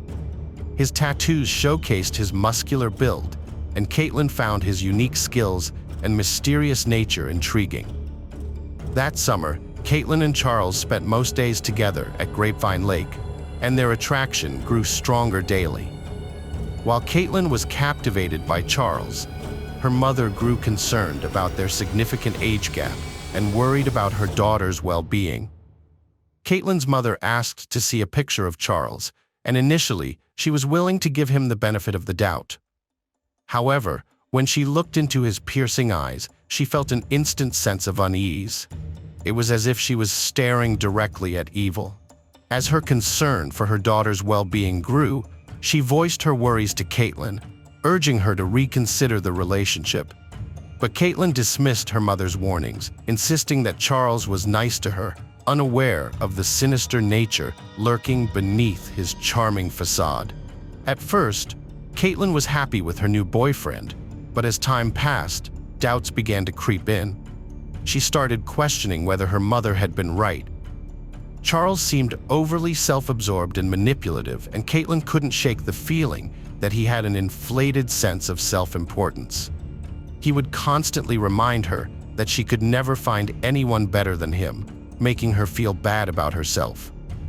By mid-August 2016, Caitlin was preparing to leave for college in Denton, and she had decided to end her relationship with Charles due to the numerous red flags she had noticed. However, Charles showed up at her home the next day, pleading with her to give him another chance and promising to change. Caitlin was persuaded, and they got back together. Only a week later, Caitlin moved to Denton to start her freshman year at college. After settling in, she finally broke up with Charles for good. Charles, however, refused to accept the breakup. On August 24th, the police found Charles on the University of North Texas campus during a traffic stop. They initially suspected him of driving under the influence, but his blood alcohol level was within the legal limit. Instead, he was arrested on several outstanding warrants and subsequently released. Charles returned to the University of North Texas several hours later and knocked on Caitlin's dorm room door, which he had surprisingly tracked down. When Caitlin answered, she immediately called 911, and by the time the officer arrived, Charles had already disappeared. The officer questioned Caitlin, who explained that she had ended their relationship due to Charles' abusive behavior and the way he spoke to her. As a result, the officer issued Charles a temporary no trespass order, prohibiting him from entering the UNT campus. Despite this, Charles was undeterred and determined to find ways to reach Caitlin, despite the restrictions. On August 31st, Charles coincidentally encountered Caitlin on her first day at a new job. Recognizing him, Caitlin asked Charles to leave. She then scheduled a meeting with her manager to discuss the situation and request that Charles be barred from entering the business premises. However, the manager regretfully informed Caitlin that he lacked the authority to grant her request. This incident ultimately forced Caitlin to quit her job. Despite her best efforts to avoid him, Charles was more determined than ever to confront Caitlin. He was hell-bent on exacting revenge and causing her even more harm. The vicious cycle of fear and intimidation continued, driven by Charles's all-consuming obsession, putting Caitlin's life in constant danger. Meanwhile, Caitlin's decision to stay on campus at the University of North Texas worried her mother sick. Her mother begged her to return home, where they could keep her safe, but Caitlin was adamant that she was safe in her dorm room. She felt secure within the university's walls. On September 6th, a terrifying incident shook Caitlin to her core when Charles suddenly showed up at her dorm on campus. As he pounded on her door, Caitlin's worst fears took over, and she hid in her roommate's closet. From her hiding place, she could hear Charles coaxing her to come out, claiming he had something for her. Her darkest fears began to materialize, and her mind raced with frightening scenarios of what Charles might have planned for her. Caitlin was terrified for her life, so she made a quick decision and called 111 from inside the closet, speaking in a whisper because she was afraid Charles could hear her. The dispatcher asked her to speak up several times, but Caitlin was too scared to talk clearly. No matter how hard the dispatcher tried, Caitlin's voice was barely loud enough to be heard because she was so frightened. The police arrived soon, but Charles had already run away. However, he left a creepy reminder that he had been there, flowers, and a 2-page handwritten letter addressed to Caitlin. The letter had disturbing messages that made the young woman even more afraid. Just a few minutes after the incident, the police caught Charles outside the campus, dressed in exercise clothes, as if he had been jogging. As a student, he was arrested for trespassing and released on bail a few hours later. Despite Caitlin's efforts to cut off all contact with Charles by blocking him on her phone, email, and social media, he kept finding new ways to reach her. Charles created multiple accounts to make sure he could still communicate with her. Recognizing that Charles's behavior had become increasingly threatening, the police intervened to help Caitlin obtain a protective court order. The very next day, she formally filed a petition for the order, which granted her legal protection against further harassment. However, despite his first arrest, Charles continued to attempt to contact Caitlin. These unwanted communications led to his second arrest for stalking, as he repeatedly violated the terms of the protective order. It was his third arrest within 2 weeks of his second arrest. Charles posted a $5,000 bond and was released from custody while out on bail. Charles Bryant went to Fry Street, a location where Caitlin frequently spent time. Although there was only circumstantial evidence, detectives were certain that Charles had met Jackie Vander Griff there, possibly linking him to Jackie's murder. However, no physical evidence existed. When the detectives assisting Caitlin with her stalking case at UNT learned that Charles was the prime suspect in a murder, they grew concerned for Caitlin's safety. Caitlin claimed she was okay, but in the days following Jackie's murder, Charles sent her numerous photos, texts, and emails. On September 18th, the police took Charles into custody for violating Caitlin's protective order. During his incarceration, detectives hoped to uncover more evidence linking Charles to Jackie's murder. While being interrogated, Charles was shown a picture of Jackie and claimed to have seen her at the bar, but denied knowing anything about her. Concurrently, a search warrant was executed at Charles's residence.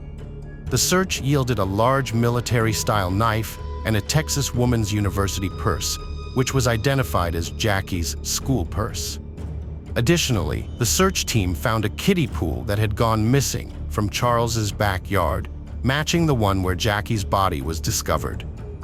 The detectives sought the expertise of a seasoned professional who had worked with prolific killers, including the Texas Rangers. This expert was knowledgeable about the mentalities of individuals like Charles, aware that they often have a strong urge to discuss their crimes. When the interview started, Charles claimed to have no memory of Jackie. However, the expert suspected he was hiding something. The expert thought Charles knew more about Jackie's fate than he was letting on. To build trust, the expert created a relaxed atmosphere, making the conversation feel like a casual chat between friends at a bar. The expert suggested possible scenarios, trying to see if Charles would react or take the bait. They portrayed Jackie as the one who had led Charles on, causing frustration. Throughout the conversation, the expert used different tactics to gauge Charles's reactions. However, this approach was risky. If the expert pushed too hard or seemed insincere, they might lose Charles's trust and harm the investigation. So, the expert had to find a balance, staying friendly while trying to get Charles to reveal the truth. During an interview, an expert closely watched Charles's responses and body language to gain insight into his character. The expert pretended to help Charles recall the events surrounding Jackie's admission, but in reality was conducting a brief memory test. To the expert's surprise, Charles' story changed slightly during the test. At first, Charles claimed he knew nothing about Jackie's admission, but later revealed that he had spoken to her at the Fry Street Public House when she applied for a job. As the conversation continued, the expert decided to take a different approach. They ordered pizza, hoping the food would help Charles relax, and the detectives could uncover the motive behind Jackie's murder. The detectives suspected that Charles' uncontrollable rage towards his ex-girlfriend, Caitlin, was the catalyst behind Jackie's death. The interrogation lasted around 3 hours, during which Charles admitted to unintentionally killing Jackie during what he called kinky sex. He claimed the incident occurred in his car, and Jackie had asked him to choke her with an oversized zip tie he had. However, Charles maintained that the death was an accident. When Charles Bryant was accused of murdering Jackie Vag Riff, his ex-girlfriend Caitlin went on social media to look at Jackie's Facebook page, only to discover they were already friends. It suddenly came to Caitlin's mind that she had received a friend request from Jackie's Facebook page on the very day Jackie's body was found. Before Caitlin was even aware of the case, she was convinced that her ex-boyfriend Charlie, who was the suspect in Jackie's murder, must have used Jackie's phone to send her the friend request. Additionally, the police also believed that a tweet sent from Jackie's account after her death, which read, "Never knew I could feel like this," was actually sent by Charles after he murdered her. Christy was shocked when she learned that Charles, a man she had met on a dating app a year earlier, was facing a murder charge. To her, Charles was a quiet and reserved person. But during their brief time together, she noticed some disturbing signs that raised her concerns. Christy said that Charles quickly became clingy and attached to her, which eventually led her to end their relationship. But Charles persisted in pursuing her, going so far as to profess his desperate love for her. This declaration caught Christy off guard, especially since they had never even shared a kiss.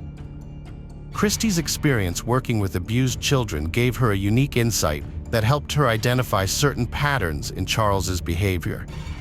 This led her to suspect that he might have been a victim of childhood abuse, a pattern she had seen in some of the young clients she worked with. One day, Christy found the courage to ask Charles directly if he had been abused as a child. To her surprise, Charles confessed that he had indeed suffered trauma in his childhood. Although the police couldn't verify Charles's claims, Christy believed him. She maintained contact with him, albeit from a distance, because she felt sympathy for him and didn't think he was capable of murder. The autopsy of Jackie's body failed to provide clear answers about her cause of death and where she was killed before being dismembered and set on fire.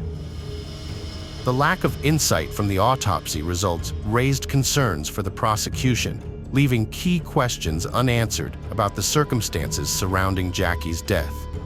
Charles admitted to disposing of Jackie's body, claiming she had died accidentally during rough intercourse. Despite this, he pleaded not guilty to her murder. Caitlin, Charles's ex-girlfriend, was called to testify by the prosecution to share her experiences with his stalking behavior and violent tendencies. The goal was to establish a connection between his anger towards Caitlin and the eventual murder of Jackie, who bore a striking resemblance to Caitlin. When Caitlin took the stand, she was visibly uncomfortable and reluctantly identified Charles, commenting that he had a smirk. Overcome with emotion, she left the courtroom in tears. The judge ultimately ruled that Caitlin would not be allowed to share details of her relationship with Charles or their breakup with the jury. In April 2018, a year and a half after Jackie's tragic death, Charles Bryant went on trial for her murder. However, Jackie's best friend was too traumatized to attend the trial, finding it unbearable to face Charles in person. The thought of confronting him was a painful reminder of the devastation he had caused to their lives. Hello friends, welcome to our channel. Today we're going to take a look at another horrible case with you. The case of Sandra Cantu. Sandra Cantu was born on March 8, 2001 in Tracy, San Joaquin County. She grew up in Orchard Estates Mobile Home Park in Tracy, California, living with her mother, grandparents, and 3 older siblings. Although her parents, Maria and Daniel, were separated, the children remained close to their father through regular phone calls. Sandra was a friendly and outgoing child who made friends easily and was well liked by both kids and adults in the neighborhood. She loved playing outside with her friends. On March 27, 2009, Sandra returned home from school around 2 p.m. and was excited to share her day with her family. Later that afternoon, she went out to play with her friends in the neighborhood, as she usually did. Before leaving the house, Sandra changed into her favorite Hello Kitty top and black leggings and hugged her mother. When dinner time approached at 7 p.m., Sandra had not returned home, which made her mother, Maria, anxious. Maria tried calling some of Sandra's friends to see if she was with them, but no one had seen her. As her worries grew, Maria drove around the neighborhood, asking people if they had seen Sandra, but no one had seen her for hours. At 7:53 p.m., Maria made an urgent call to 911 for help. When Maria reported her daughter Sandra missing, the Tracy Police Department responded promptly to the mobile home park. They initiated a thorough search of the neighborhood, questioning Maria about Sandra's clothing at the time of her disappearance. Maria recalled that Sandra was last seen wearing a pink Hello Kitty shirt, black leggings, and Hannah Montana flip-flops. The police then conducted a door-to-door inquiry, speaking with neighbors to determine if anyone had seen Sandra or observed anything unusual in the area. They also displayed Sandra's picture to all residents. The officers demonstrated a high level of commitment to finding Sandra and identifying potential leads, evident in their meticulous questioning of neighbors and dissemination of Sandra's images in the hope of ensuring her safe return. On March 27th, the police were unable to find any trace of Sandra.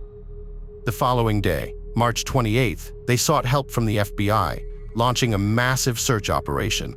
This effort involved cadaver dogs, helicopters, and a large team of volunteers dedicated to finding the missing 8-year-old girl. Detectives also showed Sandra's photos to everyone in the area, hoping for any information about her whereabouts. Unfortunately, no one had any leads. The search for Sandra was a traumatic experience for the Tracy community. Dozens of local volunteers joined 230 professional search and rescue personnel from 16 different agencies to thoroughly search the town for any signs of her. The U.S. Coast Guard further assisted the aerial search over Tracy by deploying a C-13 military plane equipped with state-of-the-art cameras. Sandra's disappearance quickly gained widespread media attention. Authorities initially offered a $2,000 reward for information that could help locate her or uncover clues about her disappearance. As her case received significant media coverage, the reward amount was increased to $30,000. The search for Sandra, an 8-year-old Tracy girl, continues this morning. According to investigators, Sandra Cantu went missing after walking away from her home at the Orchard Estates Mobile Home Park in Tracy. One of the estimated 300 volunteers who joined the search over the weekend expressed their hope that Sandra would be found and returned to her family and friends. Sandra is a Hispanic girl, 4 feet tall, and weighs 45 pounds, with brown hair and brown eyes. Surveillance footage shows Sandra leaving the mobile home park around 4 p.m. and returning, but she was last seen walking away again. The key question is, Where did she go that last time, and where is she now? The investigation is ongoing, and police urge anyone with information to contact Tracy authorities. Everyone searched for her, but no signs of her were found. Later, detectives examined the security camera footage installed by Sandra's grandfather. The recording showed Sandra leaving her house, heading to the park to play. When she returned, she seemed happy, skipping back home at 4 p.m. But instead of going inside, she suddenly turned and walked down the street towards one of the exits. The footage stopped at this point, leaving her next steps a mystery. This unexpected behavior was concerning, as Sandra usually followed safety rules about not leaving with strangers. The police suspected that someone or something familiar to her might have caught her attention. The investigators' initial suspect was Sandra's father, Daniel, due to his prolonged absence from her life, which was revealed during the police investigation. Additionally, they discovered that Daniel and Maria were engaged in a financial dispute related to custody issues. However, Maria assured the detective that despite their marital problems, Daniel would never be involved in Sandra's disappearance. According to Maria, Sandra had a strong bond with her father, and they got along well. The media later interviewed Daniel about his missing child. When asked for a statement, Daniel recounted receiving a call from his sister on Friday, informing him that Sandra was missing. He rushed to the scene and waited for a day before returning to work. Daniel stressed that the purpose of the interview was to shift the attention away from himself and onto the potential perpetrator, if there was one. He urged the detective to do their job to the best of their ability, emphasizing the need to focus on finding the real person behind Sandra's disappearance. A week after Sandra Cantu's disappearance, the 8-year-old girl's whereabouts remained unknown. In Tracy, authorities were pursuing hundreds of leads and increasing the reward for information about her. Investigators were combing through trash at the local landfill, searching nearby rivers, and looking into suspicious individuals, including residents of the mobile park and those seen in the area on March 27th. These individuals included an unknown ice cream vendor who had interacted with children in the neighborhood that day, and Frank Waller, a neighbor of the Cantu family who was rumored to be a pedophile. Frank had previously admitted to kissing Sandra on the lips 2 years earlier, claiming it was a friendly gesture. Despite the disturbing nature of his admission, the authorities ultimately cleared him as a suspect, though they made it clear they would keep a close eye on him. Meanwhile, the search for the real perpetrator continued, and the community rallied around Maria, showing her support and love during this tough period. At 8:30 p.m., neighbor Melissa discovered a disturbing handwritten note near a mailbox just miles from Sandra's family. It read, "Cantu locked in stolen suitcase thrown in water on Boucher Road and Whitehall Road." The note had obvious spelling mistakes, sparking questions. Was it real or meant to confuse the investigation? Melissa told FBI agents she didn't notice anyone or anything unusual when she found the note. She let them search her car, where they found a post-it note in the glove box with scribbled out words. The note was sent to experts for analysis. Following this discovery, they chose to release Melissa and shift their attention back to analyzing the original note found near the mailbox. Weeks went by, but authorities could not find any traces of Sandra. After 10 long days of searching for Sandra, her case took a shocking turn. The police chief told us that the person or persons responsible for the death of 8-year-old Sandra Cantu would be brought to justice. Sandra's death has devastated the community. Jose Luis Franco, a farm worker, found a locked black suitcase while draining a pond. The weight of the case sparked dread, and their fears were realized. Inside, Sandra's lifeless body was curled up, dressed in black leggings and a Hello Kitty shirt, with many cuts and wounds. A torn cloth was tied around her head, covered in blood, evoking shock and sorrow. Sandra's body was sent to undergo an autopsy to gather more information about her death.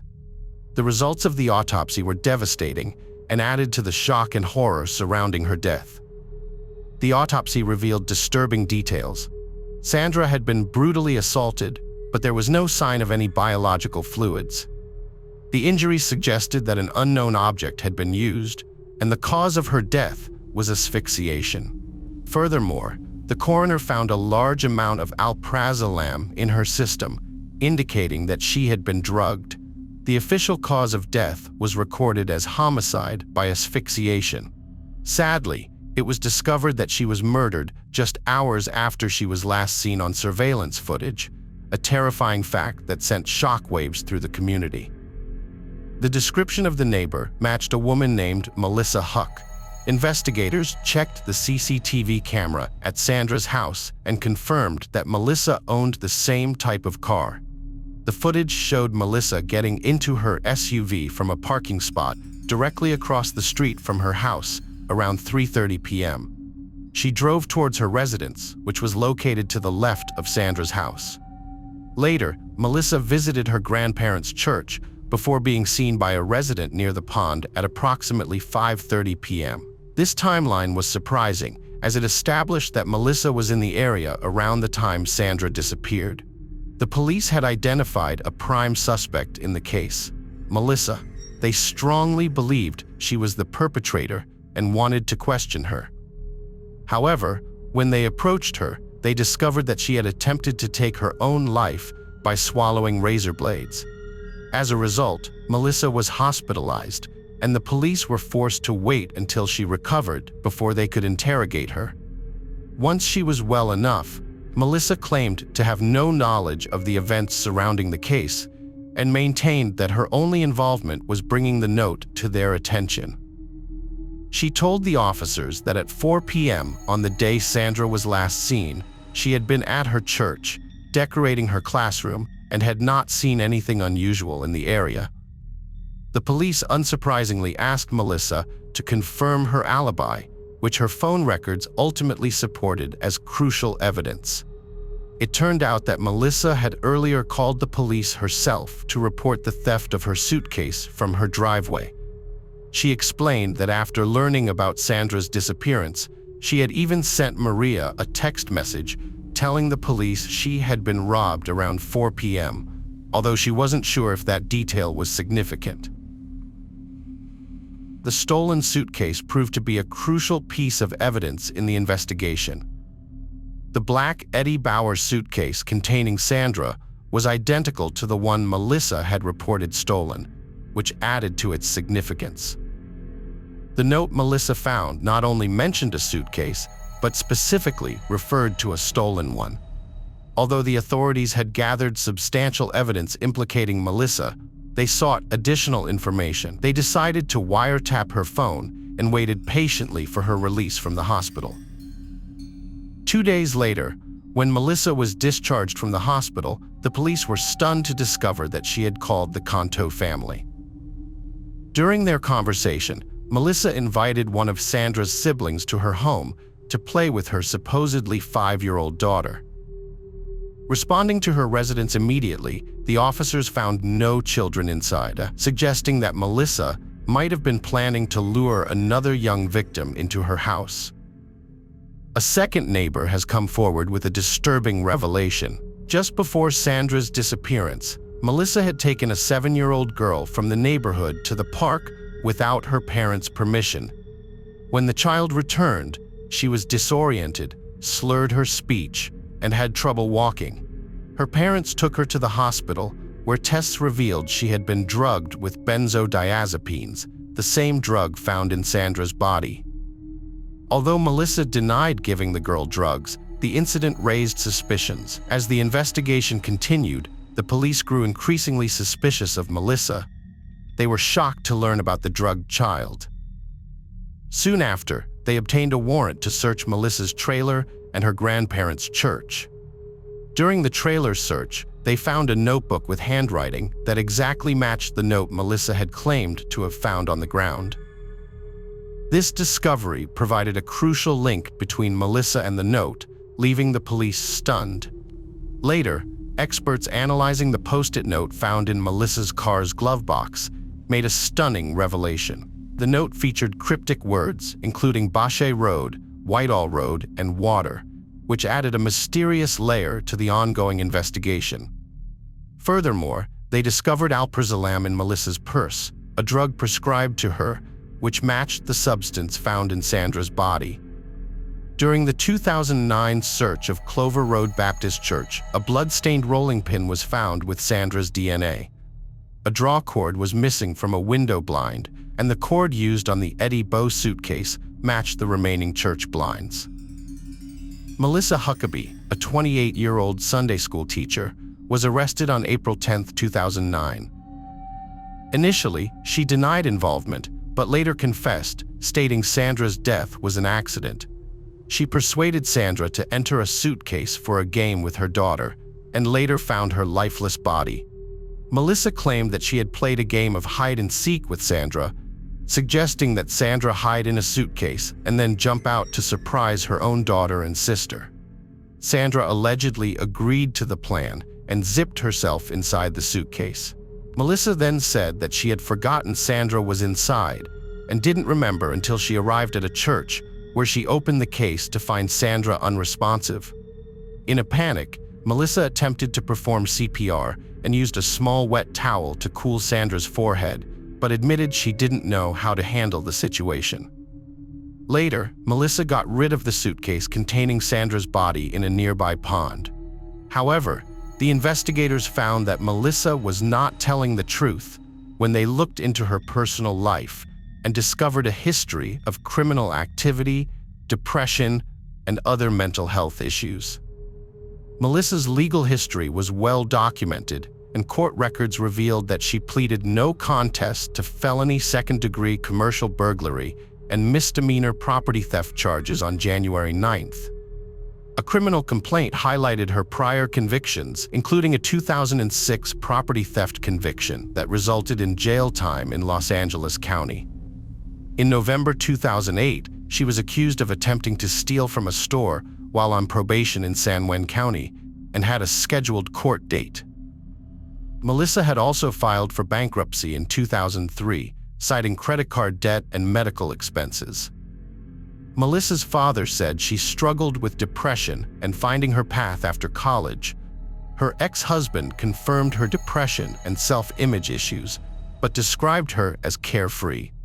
They married in 2003, separated in 2004, and divorced in 2005, with Melissa getting full custody of their 5-year-old daughter. John Huckabee was shocked when he learned that his ex-wife Melissa was involved in the murder of a young girl. He couldn't believe it, saying it's not something you want to think anyone is capable of, especially someone you know and who is the mother of your child. After they separated, Melissa moved to Southern California to live with her parents, which made it difficult for John to see his daughter. During a past custody battle, Melissa had made accusations against John, claiming he was guilty of alcohol abuse and domestic violence, which he strongly denied. John, who had lost touch with Melissa for over 3 years, was now seeking custody of their daughter. He had started a new family, remarrying and having 2 more children. However, the idea of Melissa being involved in the rape and murder of a child seemed impossible to comprehend. At trial, Melissa Huckabee showed emotion when the judge announced her crimes. Throughout, prosecutor Thomas Testa argued Melissa had planned Sandra's murder. He showed surveillance footage of Sandra heading to Melissa's house. Testa claimed Melissa drugged Sandra with juice at a church, then waited for her to pass out before attacking and suffocating her. The prosecutor, Thomas Testa, initially intended to push for the death penalty in the case against Melissa Huckabee because she had not admitted to the horrific crimes. But a turning point came during the trial when Melissa suddenly decided to plead guilty, accepting full responsibility for what she had done. During the trial, Judge Linda Loftus of San Juan County Superior Court questioned Melissa Huckabee to ensure she understood the consequences of pleading guilty. Judge Loftus asked Melissa if she had discussed the matter with her lawyers and if she was certain about giving up her right to a jury trial. Melissa affirmed that she had and reiterated her decision to plead guilty. After completing her questioning, prosecutor Thomas Testa expressed concerns about Melissa's mental health. He highlighted her unusual behavior in prison, including a recent incident where she attempted to harm herself, which raised questions about her ability to make rational decisions. Testa noted that Melissa appeared coherent and rational in court, but he was worried about her mental state in the long run. Melissa Huckabee's guilty plea was a pivotal moment in the case. By admitting her guilt, she brought some closure to the Cantu family, saving them from a long and painful trial. This significant development altered the course of the court proceedings and paved the way for what would happen next in Sandra's case. Melissa's guilty plea simplified the process and provided the Cantu family with some comfort after all they had endured since Sandra's tragic death. On June 14, 2010, Melissa Huckabee received a life sentence without parole for the first-degree murder and kidnapping of Sandra Cantu. The motivations behind Sandra's tragic death remain unclear. Prosecutors believed Melissa planned the crime to harm Sandra intentionally. Despite this, Melissa never disclosed her reasons, leaving investigators baffled. However, documents revealed a troubled individual with a history of depression, self-harm, and a difficult past. Melissa is now serving her life sentence at Sand County Jail, burdened by the gravity of her actions. Her imprisonment serves as a reminder that severe crimes have severe consequences. For the Cantu family, the pain of losing Sandra will never fully subside, but they find comfort in knowing justice has been served. The trial and conviction brought a sense of closure, ensuring Sandra's tragic death did not go unpunished. Hello friends, welcome to our channel. Today we're going to take a look at another horrible case with you, the case of Chad Dorman. Chad Dorman, a 32-year-old resident of Claremont County, Ohio, was married to 34-year-old Laura. Together, they had a blended family consisting of Laura's 16-year-old teenage daughter, Alexis, from a previous relationship, and their 3 young sons, Hunter, Clayton, and Chase, aged 3, 4, and 7, respectively. The 3 boys were inseparable, shared a love for sports, and were known for their humorous and affectionate nature. Laura was a stay-at-home mom, while Chad worked to provide for the family.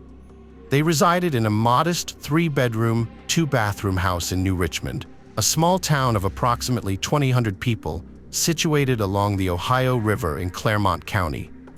Until tragedy struck, they lived an ordinary and unassuming life.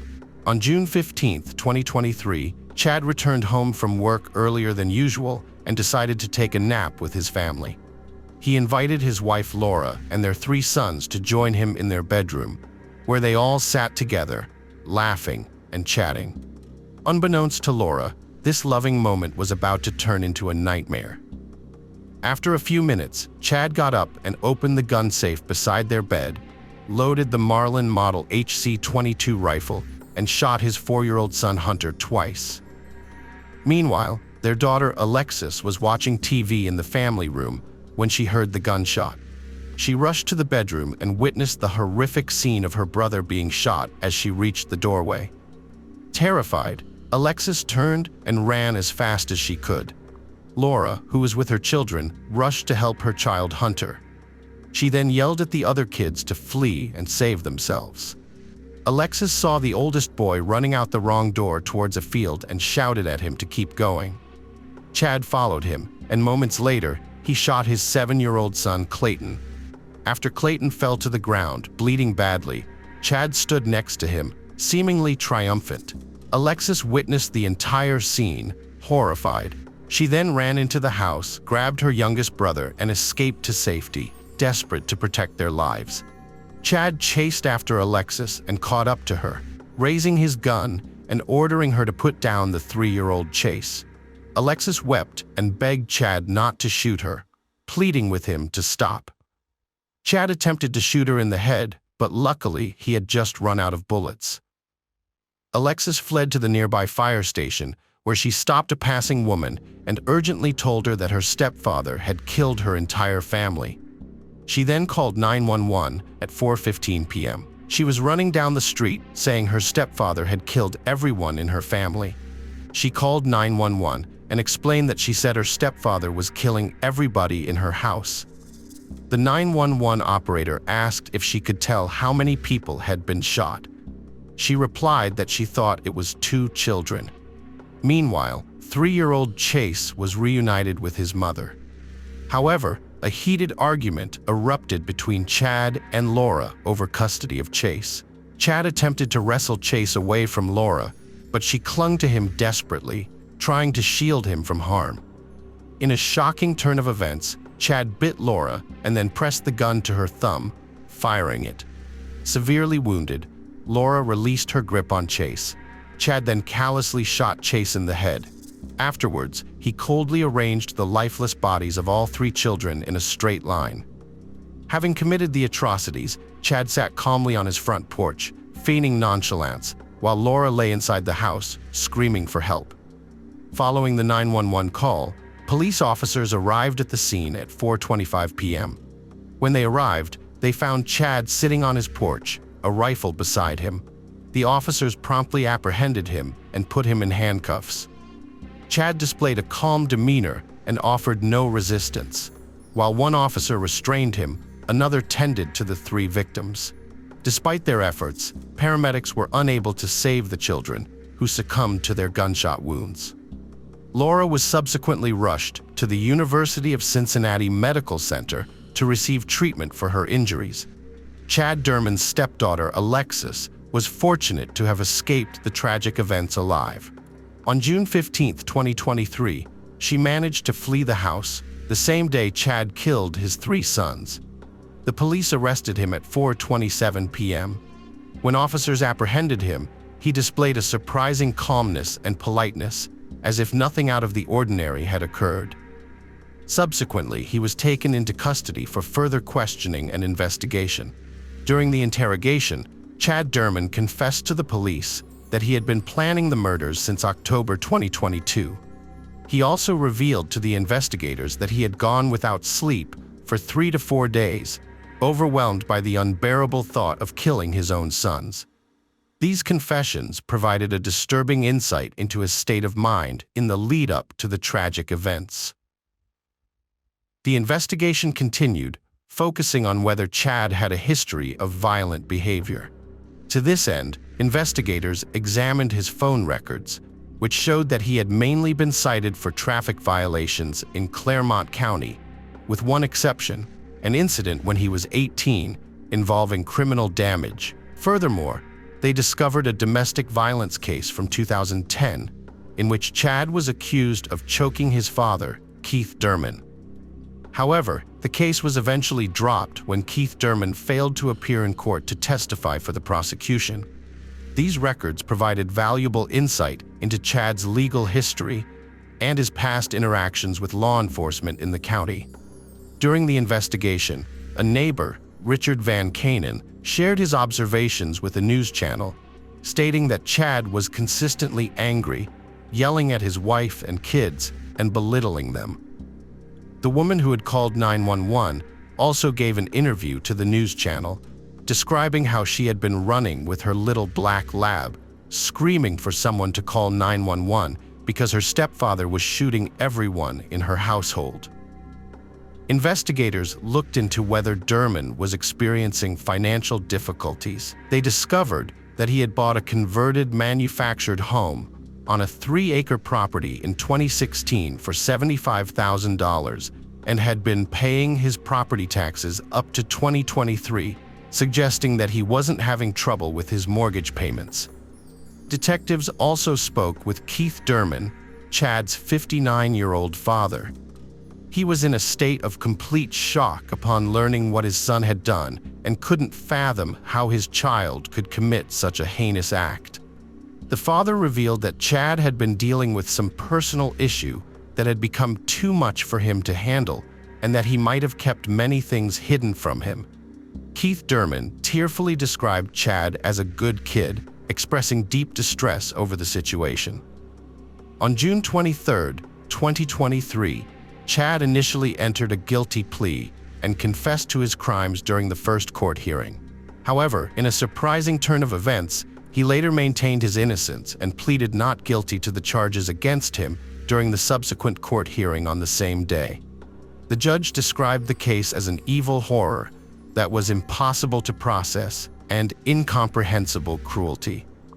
The tragic events unfolded when the father, who stood before the court, brutally executed his 3 young sons, aged 3, 4, and 7, in his own home using a rifle. David Gast, chief prosecutor of the municipal court in Claremont County, revealed shocking details about the case, stating that Chad had meticulously planned the events.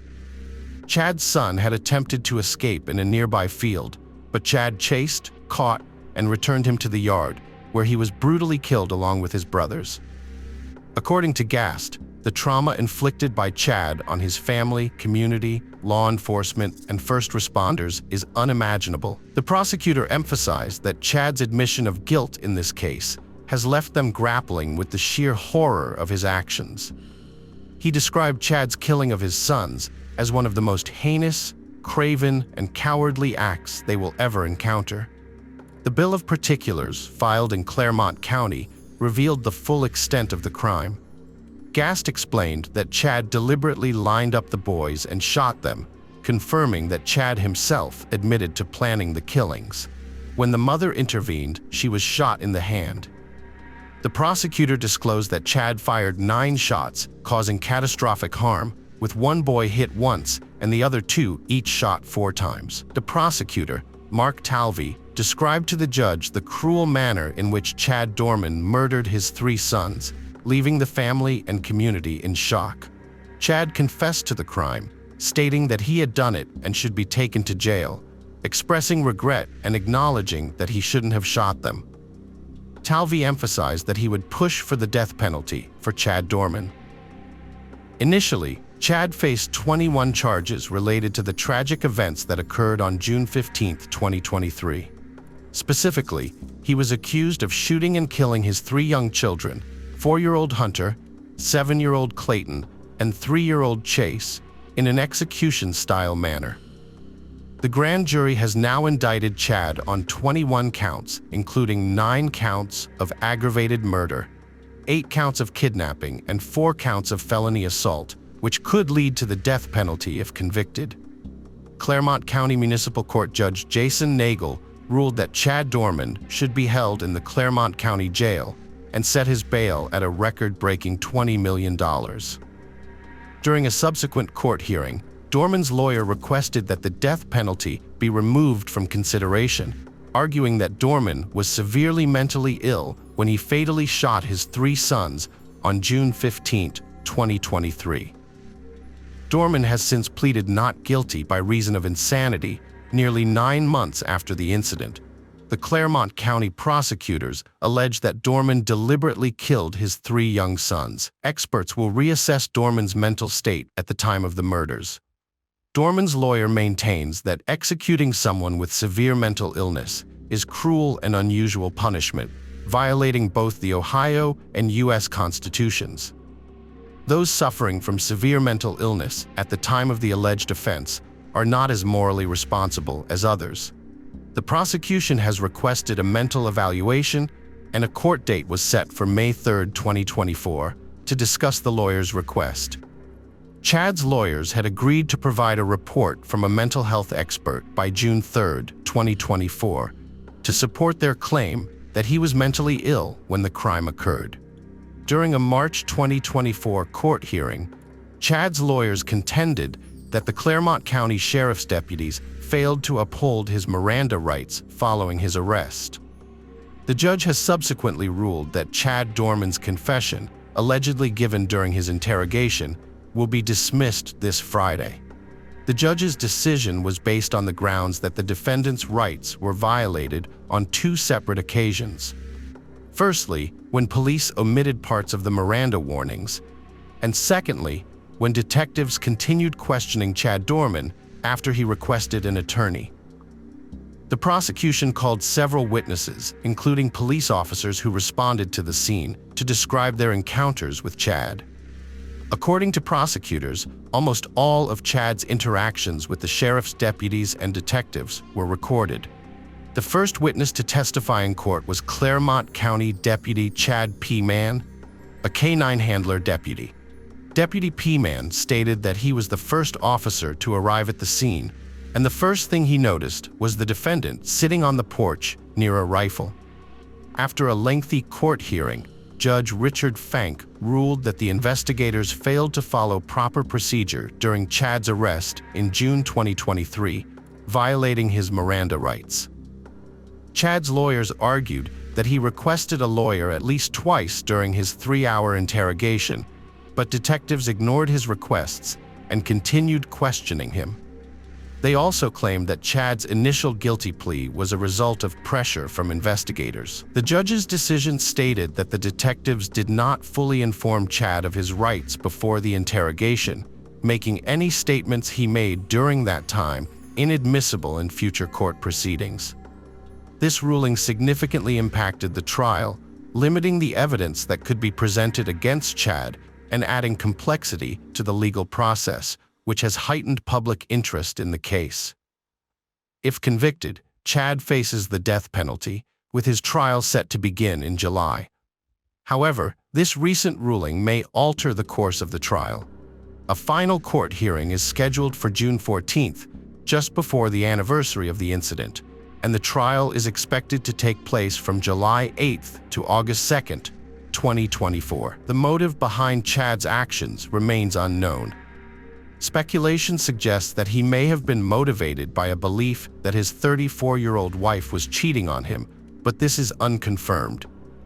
Earlier, hundreds attended a fundraiser for the victim's family, which the community sees as the least they can do to support them, while the boy's father awaits trial for their murders. A memorial service was held on June 26th at First Baptist Church of Glenestee to honor the 3 boys. At the family's request, community members wore bright colors. The community is still grappling with the tragedy of the shootings and the loss of 3 innocent lives. Outpourings of support for the family, friends, classmates, and first responders continue to grow, showing no signs of slowing. Hello, friends. Welcome to our channel. Today we're going to take a look at another horrible case with you, the case of Jonathan Hoffman.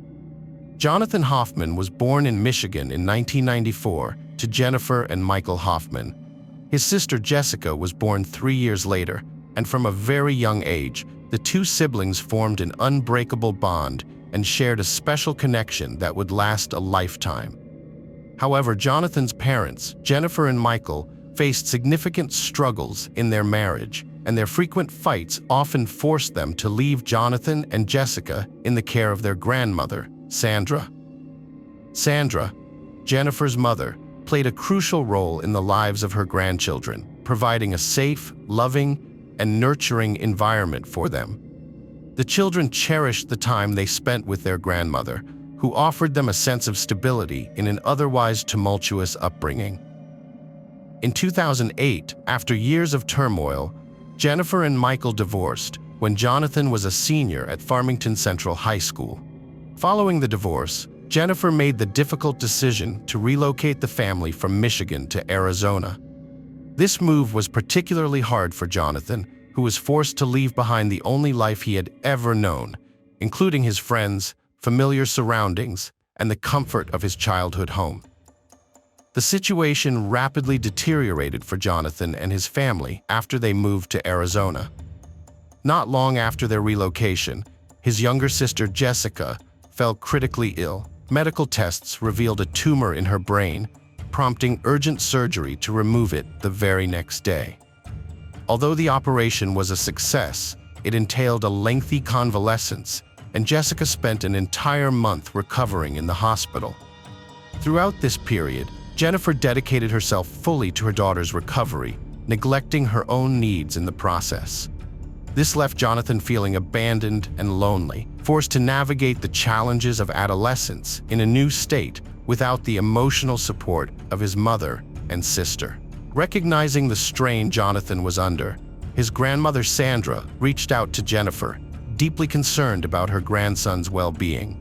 Believing familiar surroundings and old friends would bring Jonathan solace, Sandra suggested he return to Michigan to live with her and her husband Fred.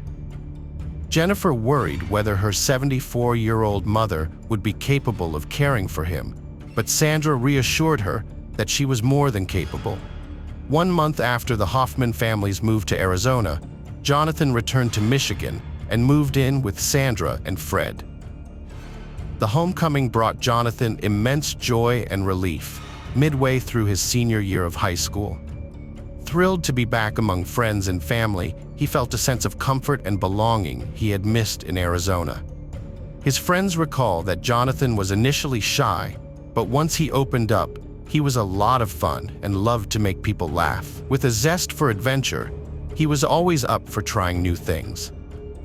Although Jennifer deeply missed her son, she embarked on the journey to Michigan to spend 2 weeks with him. During her visit, she was dismayed to discover that Jonathan had been smoking marijuana. However, Jennifer viewed this as a typical phase of teenage experimentation and was confident it didn't involve harder substances. With a heavy heart, Jennifer bid farewell to Jonathan, confident that he would be in good hands with his grandmother. But little did she know, Jonathan was in grave peril, and it was at the hands of his grandmother, Sandra. On May 19, 2017, at 5:27 p.m., Jonathan Hoffman made a frantic 911 call, his voice trembling as he relayed to the dispatcher that his grandmother had shot him and he was dying. The dispatcher sprang into action, swiftly dispatching police and paramedics to Jonathan's residence. As she spoke to him, she tried to reassure him that help was on the way, her voice steady amidst the chaos and fear in his. Suddenly, an ominous silence fell on the line, and for a moment, the dispatcher feared the connection had been dropped, or worse, that Jonathan had succumbed to his injuries. But then, just as her heart sank, she heard a barrage of gunfire erupt from the phone, followed by a pained cry. Jonathan yelled, "Ow!" as his voice cracked with terror, telling the operator that his grandmother had shot him again. The West Bloomfield Township Police Department officers responded swiftly to the scene, arriving at Sandra Lane's house at 5:33 p.m. As they approached, the sound of gunfire echoed from within the residence. Trained to handle such situations, the officers didn't hesitate, taking necessary precautions to ensure their safety. They positioned themselves behind their patrol vehicles, using them as cover from their vantage point. Observing a woman moving inside the house, they issued clear, direct commands, ordering the individual to put their weapon on the ground. After a tense moment, the officers heard the sound of a gun being secured, and with the assurance that the person inside had put the firearm away, they entered the residence. When the police made it inside the home, they found 74-year-old Sandra Lane standing before them, a Glock 17 .40 caliber handgun at her feet. Sandra repeated several times in an eerily calm tone that she had murdered her grandson, stating the disturbing sentiment as fact. One of the police officers asked Sandra why she had killed her grandson, but she remained silent, offering no explanation. 2 minutes after the police arrived, Sandra was handcuffed and placed in the back of a patrol vehicle. Officers entered her home to find the victim, whom Sandra claimed was her grandson, 17-year-old Jonathan Hoffman. Inside the home, the air was thick with smoke, making it difficult to see through the haze as they ascended the staircase. They reached the landing where Jonathan lay motionless, face down on the hardwood floor, dressed in gym shorts and socks. The young man's body was riddled with gunshot wounds to his upper torso. Despite the severity of his condition, the medics managed to detect a faint pulse. With urgency, Jonathan was rushed to Botsford Hospital, where a team of medical professionals worked tirelessly to stabilize his condition. However, their efforts ultimately proved futile, and after 30 minutes of intense medical intervention, he was pronounced dead. After the ambulance rushed Jonathan Hoffman to the hospital, police secured Sandra Lane's home as a crime scene. The 3-level residence was a labyrinth of violence and blood, with nearly every room telling a grim tale. Crime scene investigators arrived, meticulously combing the area for clues to unravel the shocking events.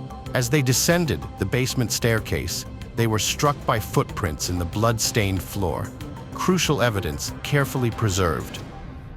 Deeper in the house, the team found 10 bullet casings scattered throughout, each one collected and analyzed. One investigator discovered a bullet hole in the drywall, and the search for more evidence led them to the second floor, where a gun case filled with ammunition was found. While gathering evidence, investigators took extra care to photograph Sandra, capturing her face, arms, and hands as she sat in the patrol car. Sandra became overwhelmed, tears streaming down her face. Amidst the chaos, Fred Lane, Sandra's husband, appeared outside the house with their dog, claiming to have been gone for an hour, a walk he took after Sandra asked him to. Fred was stunned to discover that his wife, Sandra Lane, had confessed to shooting and killing their grandson Jonathan after he was pronounced dead at the hospital. The police faced the daunting task of breaking the news to Jonathan's family that their beloved son had been murdered by his own grandmother. As detectives dug deeper into the case, they learned that Jonathan had been living in Michigan, separated from his parents and sister who resided in Arizona.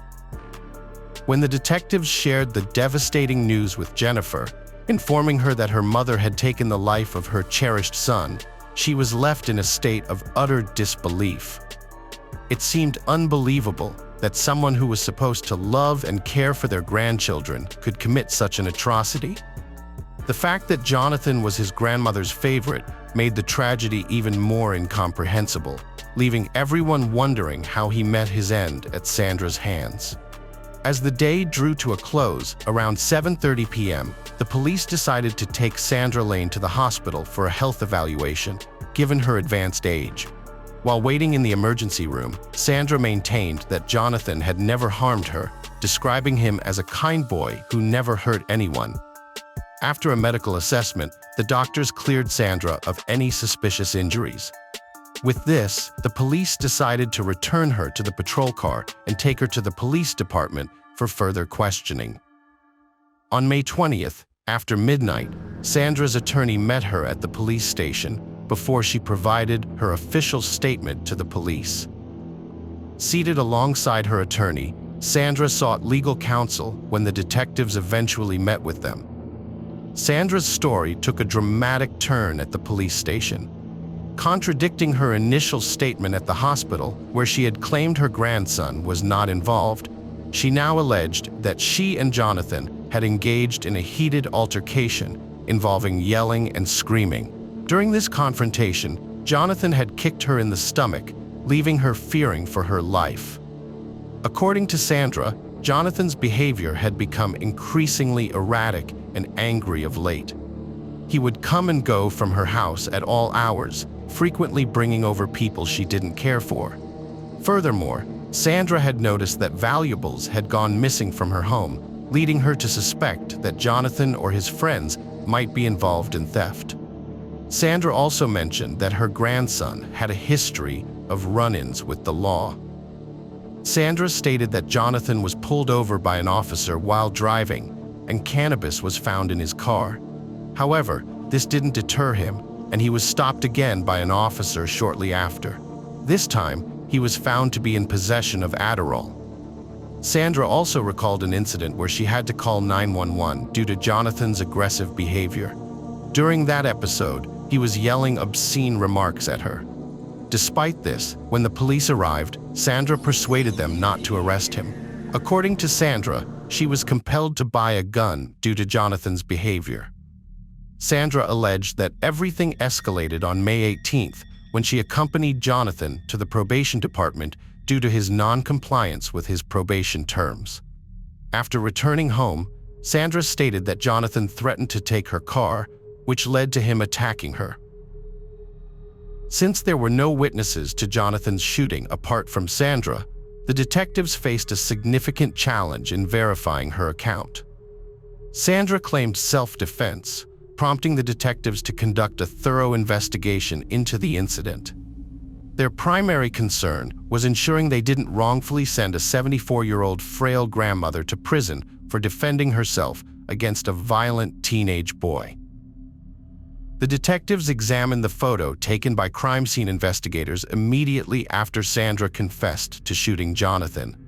However, upon reviewing the evidence, they found no signs of violence on Sandra, not a single scratch, which would be expected if she had indeed been in a physical struggle. During her court arraignment, the judge ruled that Sandra should be held on bond while awaiting trial at the correctional facility. Paul Walton, the prosecutor on the case, believed the 911 call made by Jonathan clashed with Sandra's self-defense claim. Upon listening to the call, Walton noticed a significant 2-minute and 51-second silence before Sandra fired another shot at Jonathan. Based on his observations, it seemed clear that Jonathan was already severely injured and no longer posed an immediate threat to Sandra. However, Sandra's defense team presented a contrasting argument. They countered that Jonathan still posed a threat despite his injuries. The defense highlighted a portion of the 911 call where Sandra yells, "Let go," implying that Jonathan was still attacking his grandmother, even in his injured state. The defense argued that Sandra was simply an innocent and loving grandmother. They pointed to the end of the 911 call, where Sandra can be heard instructing her bleeding grandson to lie down and promising to get him water, as proof of her compassionate nature. According to the defense, these statements revealed Sandra's true character as a caring and empathetic woman. Prosecutor Walton was perplexed by Sandra Lane. Was she a doting grandmother forced to make the ultimate sacrifice in a desperate situation, or a ruthless killer who stalked her own grandson, callously ending his life in the woods? To uncover the truth, Prosecutor Walton conducted a series of interviews around town. The testimonies uniformly portrayed Sandra as an ordinary, kind-hearted grandmother. She regularly visited the local salon, actively participated in her synagogue, taught Sunday school, and volunteered her time. Her generosity and affluence were also well known. What struck the detectives most was the resoundingly positive feedback from those who knew Sandra. They described her as deeply devoted to her grandchildren, particularly Jonathan. The testimony seemed to starkly contradict the heinous act she had confessed to committing. However, a different narrative unfolded when the detectives spoke with Jennifer, Sandra's daughter, and Jonathan's mother. Jennifer offered a contrasting perspective on her mother's character, contradicting the image projected by the community. She described her mother as a controlling and abusive figure, vastly different from the warm and compassionate person others had portrayed.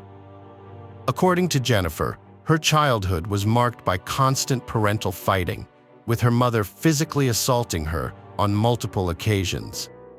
Her father's frequent absences left Sandra in complete control of the household, allowing her to behave like a tyrant, prone to violent outbursts. Years later, when Sandra remarried Fred Lane, Jennifer witnessed a significant shift in her mother's behavior. Sandra expressed deep affection for Fred, believing him to be a stabilizing influence in their home. Initially, her controlling nature seemed to subside. However, after Jennifer gave birth to Jonathan, Sandra allegedly attempted to reassert her dominance. Jennifer claimed that her mother's obsession with the baby bordered on an unhealthy level, with Sandra becoming so fixated that Jennifer jokingly wondered if she wanted to kidnap the child. After Sandra was charged with murdering her grandson Jonathan, the community of West Bloomfield surprisingly rallied around her. A significant number of residents believed Jonathan was a drug user who got what was coming to him, sparking a wave of support for Sandra. On social media, community members posted messages of encouragement, affectionately referring to her as Granny and using the hashtag #GoGrannyGo. In this narrative, Jonathan was vilified as a monster, while Sandra was portrayed as an innocent, frail, elderly woman. Jennifer revealed that most of her family had bought into Sandra's self-defense story, effectively disowning both Jonathan's memory and herself. Throughout the ordeal, Sandra's husband Fred stood by her side, offering unconditional support. The medical examiner concluded that Jonathan Hoffman's death was a homicide resulting from the multiple gunshot wounds he suffered. An examination of the wounds revealed stippling, indicating that the gun was fired from varying distances. Additionally, a toxicology report revealed the presence of synthetic marijuana, also known as spice or specifically K2 in Jonathan's system. At the time, spice was widely available in West Bloomfield, particularly among teens and young adults, who could purchase it at gas stations without identification. There were numerous reports of individuals experiencing adverse reactions to the substance, including violent behavior after consumption. 1 month prior to Jonathan's death, a disturbingly similar incident occurred involving another student from the same high school. Michael Cipriano, a classmate of Jonathan's, murdered his father, Robert, after a heated verbal argument. According to reports, Michael was under the influence of the synthetic drug spice at the time of the attack. Jonathan's sister, Jessica, harbored a deep affection for her brother, but she was also aware of his emotional instability and occasional violent outbursts. Despite her reluctance to consider it, she couldn't shake the suspicion that her brother might have harmed their grandmother, leading her to ultimately shoot and kill him. 2 months after her arrest, Sandra was arraigned in circuit court and indicted on 2 additional charges: possession of a firearm and committing a felony. Furthermore, she faced a distinctive charge known as open murder, which is only applicable in select states such as Nevada and Michigan. This unique charge encompasses both first and second-degree murder. Prosecutor Paul Walton was concerned that the jury might hesitate to convict a grandmother of premeditated murder, so he opted to present the jury with a broader range of options. This decision displeased the defense, who felt that the prosecution was shirking their responsibility. In 2013, Sandra Lane faced trial for the murder of her grandson, sparking widespread national outrage. Many directed blame at the boy's mother, Jennifer, for sending him to Michigan to stay with Sandra. Throughout the trial, the defense portrayed Sandra as a devoted and loving grandmother, but the prosecution disputed her claim of self-defense. They presented telling images of Sandra taken after the shooting, highlighting inconsistencies. Her clothes remained unripped, her jewelry was still intact, and her hair was styled as usual. Moreover, bloody footprints found in the basement, matching Sandra's shoes, implied that she had searched for additional ammunition. After the prosecution rested its case, Sandra's defense team presented their argument to bolster their stance.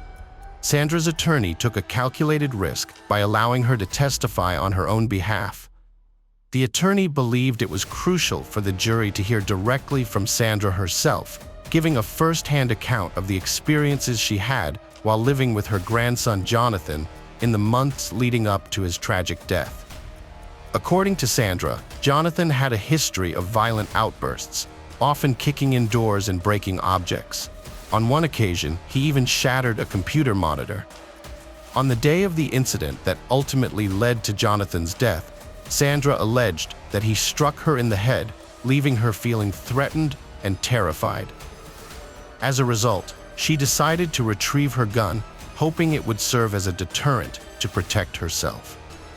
Her intention, as stated in her testimony, was not to take her grandson's life, but rather to stop him from getting back up and attacking her again. However, during cross-examination by prosecutor Paul Walton, Sandra's account began to unravel. Under Walton's pressure, Sandra conceded that her motivation for obtaining the gun was not fear for her safety, but rather a desire to get Jonathan to listen to her. This admission severely undermined her credibility as a witness and made it increasingly difficult to argue self-defense. Experts testified that the K2 spice found in Jonathan's urine at the time of his death suggested he was not under the influence of the drug when he died. The presence of the drug in his urine indicated that it had already been metabolized, casting doubt on Sandra's claim that Jonathan was high on the drug and violent. After hearing the evidence presented at the trial, the jury deliberated for 2 days before returning a guilty verdict for second-degree murder and the use of a firearm during the commission of a felony. Sandra was subsequently sentenced to 20 years in prison. Hello friends, welcome to our channel. Today we're going to take a look at another horrible case with you, the case of Sarah Ann Wood. Sarah Ann Wood was born on March 4, 1981 in New York. Raised in a devout family, her father served as a pastor in a small town in the state's middle. From a young age, Sarah, along with her older sister and brother, attended services at her father's church and Sunday school. Dancing was her passion, poetry brought her joy, and she was an enthusiastic member of her school's cheerleading team. Sarah loved nothing more than riding her bike, often using it to get to her father's church, less than a mile from home, for services, Sunday school, or to lend her father a hand. On August 18, 1993, when Sarah was 12, she rode her bike to church for Sunday school, following her usual routine. With her father staying home, the classes were conducted by other church members. Her parents expected her to return immediately after the classes, but as time passed and she failed to appear, they grew increasingly anxious. After waiting a little longer, they headed to the church, thinking Sarah might have lingered behind with friends, but she was nowhere to be found. The Sunday school teachers reported that she had departed on her bike soon after classes, taking with her a few books, some colorful folders, and a small display board. Her parents' concern escalated because the ride home from church should have taken only a few minutes, and it was unlikely Sarah would have gone elsewhere with all those items. Moreover, she always sought permission before deviating from her routine. Her parents retraced the route to the church, inquiring with neighbors if anyone had seen their daughter, leveraging the small town's familiarity and Sarah's father's church connections. Dozens of people quickly joined the search, and they soon found a witness who had seen Sarah riding towards her house around 2:30 p.m., just a few hundred yards from her home. This sighting only intensified her parents' anxiety, convinced that something had indeed happened to Sarah, prompting them to contact the police. The local police department swiftly launched a search operation, deploying dozens of officers to scour the area. The sheriff also requested assistance from the fire department, and they joined forces to aid in the search. News of Sarah's disappearance spread rapidly throughout the community, prompting dozens of volunteers to join the effort. Within the first few hours, several hundred people were involved in the search. The police concentrated on the route from the church to Sarah's home, meticulously searching the fields and woods on both sides of the road. Their efforts soon yielded a disturbing discovery. Just a few yards into the woods, they found Sarah's bike leaning against a tree. The police centered their focus on that area and quickly uncovered the items Sarah had brought from Sunday school, hidden beneath a nearby bush. These findings led investigators to a grim inference. It was likely that Sarah had been abducted. They theorized that an unknown assailant might have dragged her from the road into the woods, left her belongings behind, and then taken her away in a vehicle. The police department launched an all-out search effort, pouring all its resources into finding Sarah. Meanwhile, her restless relatives took matters into their own hands, printing flyers with details of her disappearance and distributing them not only in their hometown, but also in surrounding cities, with the help of dozens of volunteers. Despite their collective efforts, the first day's search yielded nothing. Police and volunteers scoured the area within a several-mile radius of the road until nightfall, but no new leads emerged. The search resumed the next morning, with even more people joining the effort. The state police also joined the investigation, focusing on identifying a potential suspect. Investigators questioned every resident in town, hoping someone might have spotted a suspicious stranger or vehicle linked to Sarah's disappearance. Sarah's parents set up an improvised headquarters, manned by dozens of volunteers, who printed and distributed flyers, scouring for witnesses or leads that could bring them closer to finding Sarah. As local media picked up the story, news of her disappearance spread nationwide within days. The police received over 1,000 tips, meticulously investigating each one, but repeatedly hit dead ends.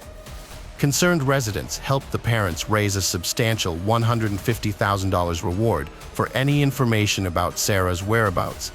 But unfortunately, this too yielded nothing. The active phase of the search continued for about a week, before the police concluded they were unlikely to find valuable leads in the area. They shifted their focus to finding a potential suspect, scrutinizing local residents and convicted criminals from neighboring towns, but to no avail.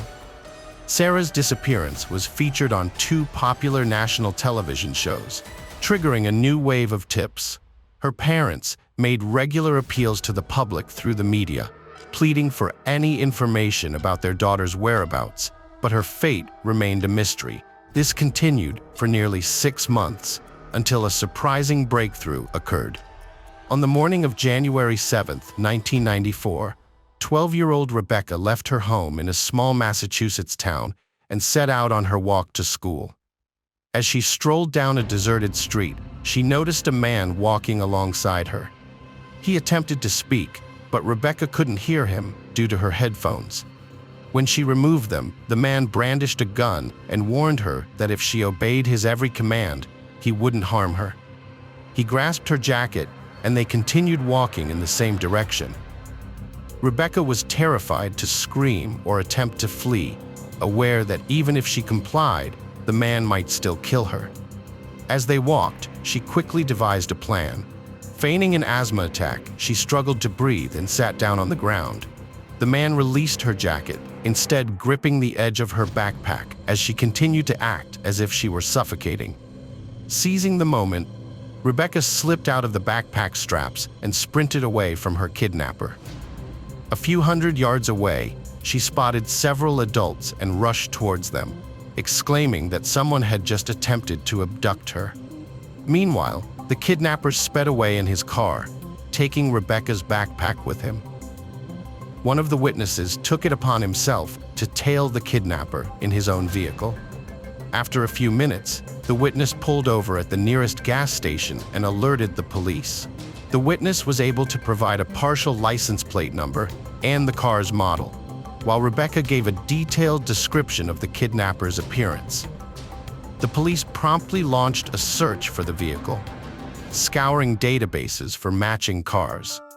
They also sent out alerts to neighboring towns, and their efforts were rewarded that very evening. A patrol officer driving through a nearby small town spotted a vehicle matching the description. He pulled over and knocked on the door of the house where it was parked. Inside, he found several people, and upon inquiring about the pickup truck, the owner explained that he hadn't driven it in a while due to his loss of sight. He revealed that his neighbor, 43-year-old Louis Lint, frequently borrowed the truck. Louis, a handyman, assisted his blind neighbor with various household tasks in exchange for using the pickup truck. According to Louis, he last drove the truck the previous day and hadn't used it since. Nonetheless, the officer asked him to come to the station for questioning, and Louis complied. Despite his earlier denial, Louis continued to insist that he hadn't used the pickup that day and had no involvement in the attempted abduction. He claimed to be a devout Christian who spent most of his free time at church and would never engage in such an act. While Louis was at the station, the police took his photograph and presented it to Rebecca and other witnesses in a photo lineup alongside pictures of other men. Unanimously, they identified Louis as the kidnapper. Investigators promptly obtained a warrant to search Louis's house and the vehicles, including the pickup truck owned by his neighbor. Their search yielded a disturbing discovery: a small bag containing duct tape, a knife, children's sunglasses, and candy in Louis's van, which was parked near their house. Additionally, the police found a gun and Rebecca's backpack inside the house. Investigators uncovered a shocking discovery: a large, secret room dug out beneath the house, still under construction. With this substantial evidence, the police arrested Louis for the attempted abduction. Initially, he maintained his innocence, but soon decided to confess to everything. He admitted to traveling to Rebecca's town in search of a victim, bringing along his kidnapping bag that he always kept in his car. Louis then explained the purpose of the secret room he was digging under his house, and his story left even the police stunned. He revealed that he planned to convert it into a fully equipped bunker where he intended to hold kidnapped victims captive. Lewis confessed to aiming to abduct 11 girls between the ages of 12 and 17 to satisfy his horrific fantasies.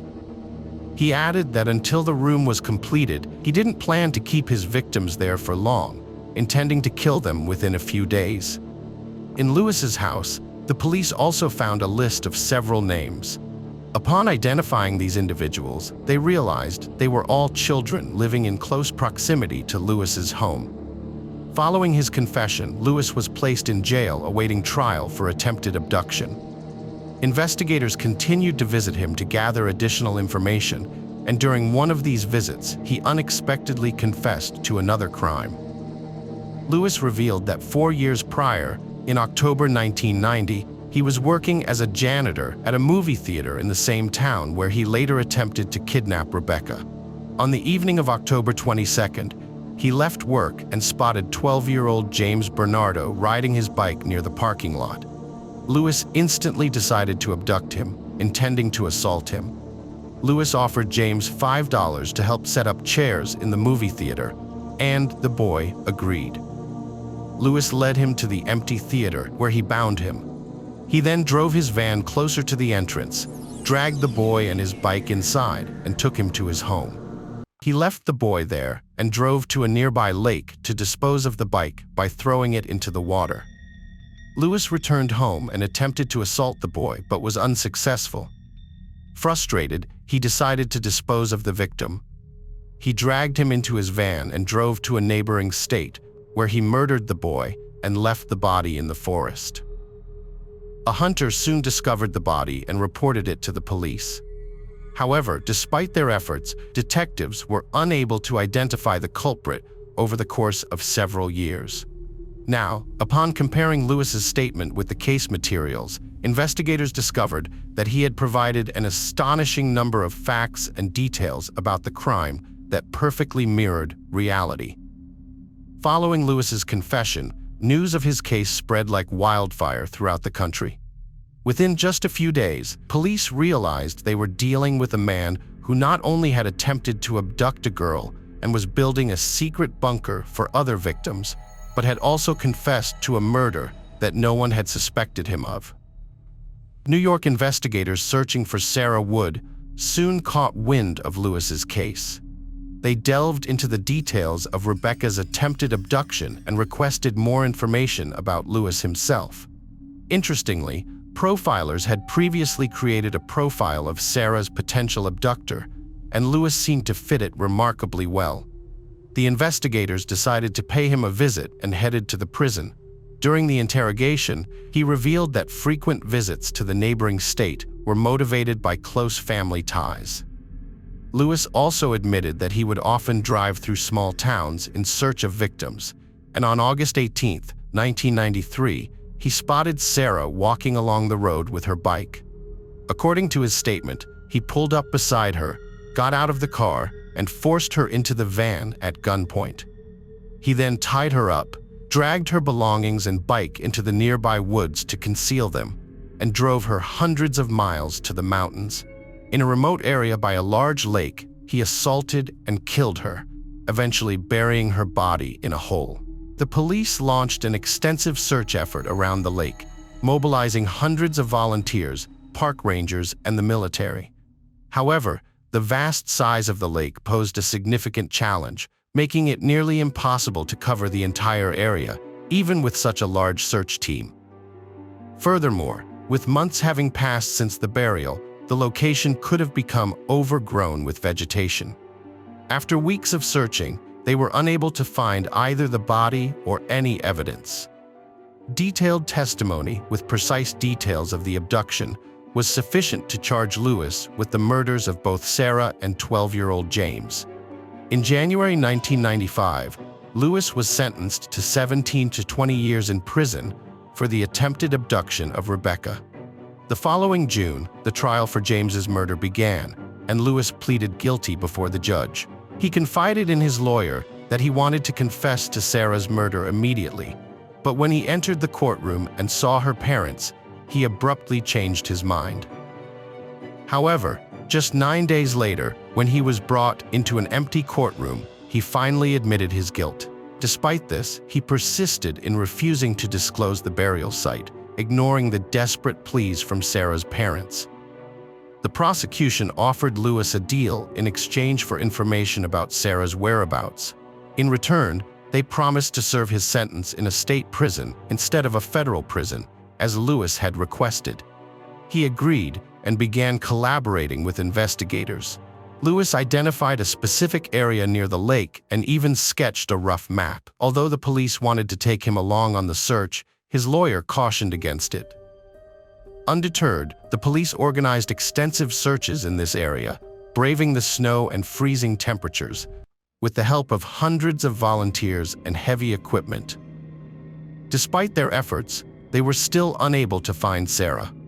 Several months later, with autumn's arrival, the police launched another attempt, but it ultimately proved unsuccessful.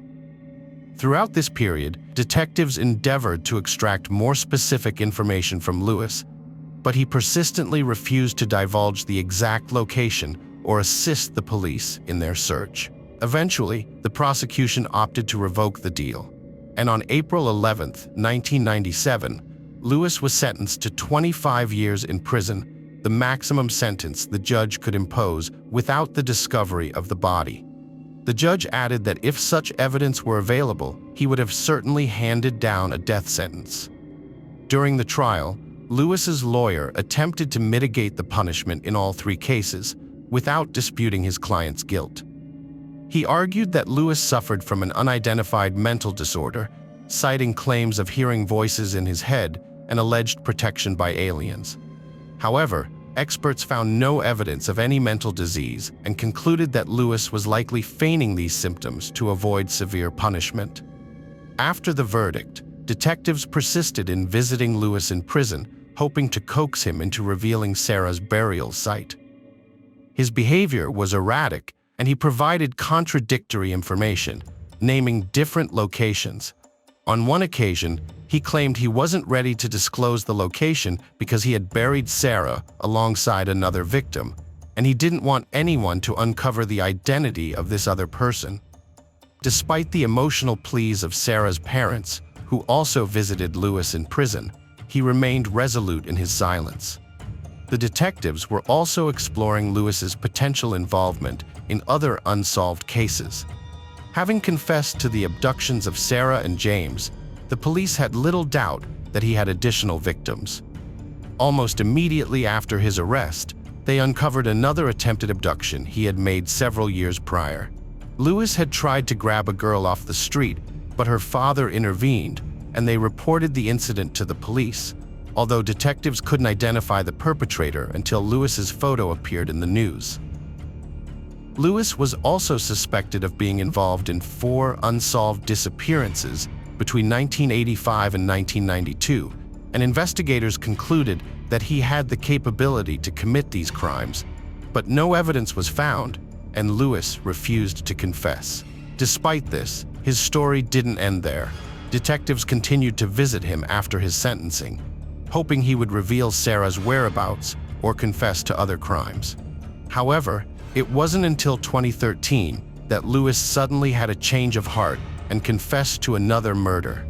He admitted to being responsible for one of the crimes he was suspected of.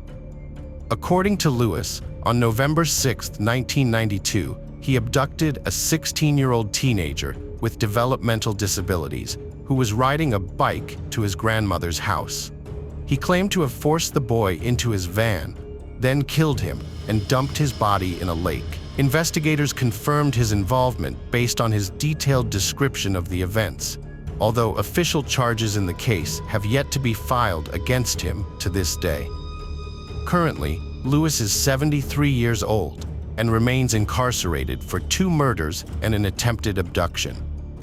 Sarah's parents hold on to the hope that they will eventually persuade him to reveal the location of her burial site, or that he will divulge this secret before his death.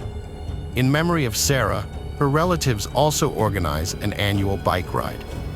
Initially attended by just a few people, the event has grown steadily, with several thousand participants now regularly taking part. This event also helps raise significant funds to support efforts to locate missing children. The police are determined to find Sarah's burial site and are not giving up, even if Lewis is not willing to help them. They will keep searching the areas he has pointed out until they locate her body. Hello friends, welcome to our channel. Today, we're going to take a look at another horrible case with you. The case of Michaela Gerecht. On November 19, 1988, Michaela, then 9 years old, and her friend Katrina were busy trying on different outfits for an upcoming school performance at their homes. The joy was palpable as it marked the beginning of the Thanksgiving break. Around 10 a.m., Katrina's dad gave her $5 to buy some candy. The two friends rushed to Michaela's house to ask her mom if they could visit the nearby store, which was less than a mile away. Although they had been to the store many times before, with family or older neighbors, Michaela's mom was hesitant to let them go alone, citing their young age and lack of experience. After some cajoling, Michaela's mom finally agreed, on the condition that they would purchase the candy and head straight back home.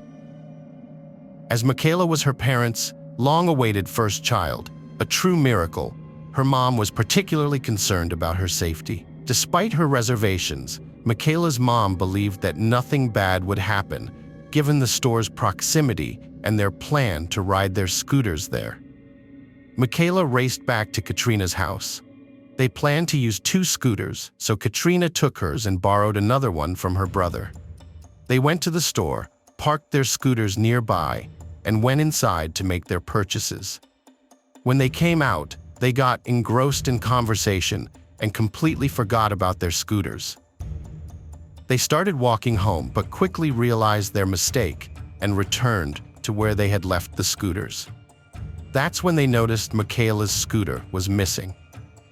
Assuming someone had moved it, they decided to search the store area from different angles. Michaela scanned the parking lot and soon spotted her scooter next to a car parked a short distance from the store. As she approached it, Katrina suddenly heard a terrifying scream. She ran back and saw a man grabbing Michaela and forcing her into the car beside her scooter. The man promptly got back in the driver's seat and sped off. Shaken, Katrina rushed into the store and alerted the cashier about the incident. The cashier immediately called the police, who arrived at the scene within minutes. The store employee also contacted Michaela's father, as they were acquainted, and informed him of the situation. Michaela's father, accompanied by Katrina's father, hurried to the store where investigators had already gathered. He instructed his wife to remain at home by the phone, awaiting a possible call from the police. The detectives faced a multitude of challenges from the outset. The lack of surveillance cameras near the store and the sole witness, Katrina, who was in a state of deep shock and barely able to speak, hindered their progress. Her father was permitted to take her home, leaving the store cashier as the initial lead. She recounted a suspicious individual loitering around the store shortly before the abduction. He had parked his car, exited, but never entered the store, instead opting to walk along the building, peering through windows and seemingly watching them. The cashier had a gut feeling that he might be planning to rob her. Based on her description, the man was white, approximately 30 years old, and sported a prominent mustache. He arrived in an old maroon-colored sedan, but the model and license plate number remained unclear. After gathering the suspect's description, the police created a composite sketch and disseminated it to the media. News of the abduction spread rapidly throughout the city and beyond, leaving the public shocked that such a brazen act could occur in a busy area. The police also shared the sketch and a description of the suspect's car with hundreds of patrol officers across the county. Officers began stopping vehicles matching the description, hoping to find her alive. Meanwhile, the detectives turned over Maya's scooter to forensic experts for analysis. They suspected that the kidnapper had witnessed Maya and Katrina's arrival at the store and strategically positioned one of the scooters near the back door of his car to facilitate the abduction. This led them to believe that his fingerprints might be on the scooter, and indeed they discovered a fingerprint that didn't match anyone in Katrina's family or the 9-year-old girl. However, there was a hitch. The fingerprint was incomplete, making it challenging to conduct a database search at the time, as the technology wasn't sophisticated enough for such procedures. As a result, the police had to rely on direct comparisons with potential suspects. By the evening of the abduction, the FBI had joined the investigation, prompted by a surge in child disappearances, not only in Hayward but also in surrounding cities. They suspected a link between Michaela's case and these other vanishings. Despite the FBI's involvement and widespread media attention, little progress was made in locating the missing girl. Michaela's parents were understandably heartbroken, and her mother was consumed by guilt, replaying the events leading up to the abduction. In particular, she recalled an unsettling incident just a week prior, where Michaela had risen unusually early, sat at the kitchen table, and claimed to be writing a poem. This was peculiar, given her daughter's usual sleep patterns, and the poem's theme, people being abducted and hidden in attics but not killed, seemed eerily prescient. At the time, her mother had found it strange for a 9-year-old to conceive such ideas, but in hindsight, it took on an uncanny, almost prophetic quality, leaving her to wonder if Michaela had unwittingly foreseen her own fate. In the 2 days following the abduction, the police launched an exhaustive search for the suspect and the missing girl, but despite their best efforts, they failed to make any progress. In a bid to gather more information, they decided to re-interview Katrina, hoping that time might have jogged her memory. However, this decision led to a perplexing twist.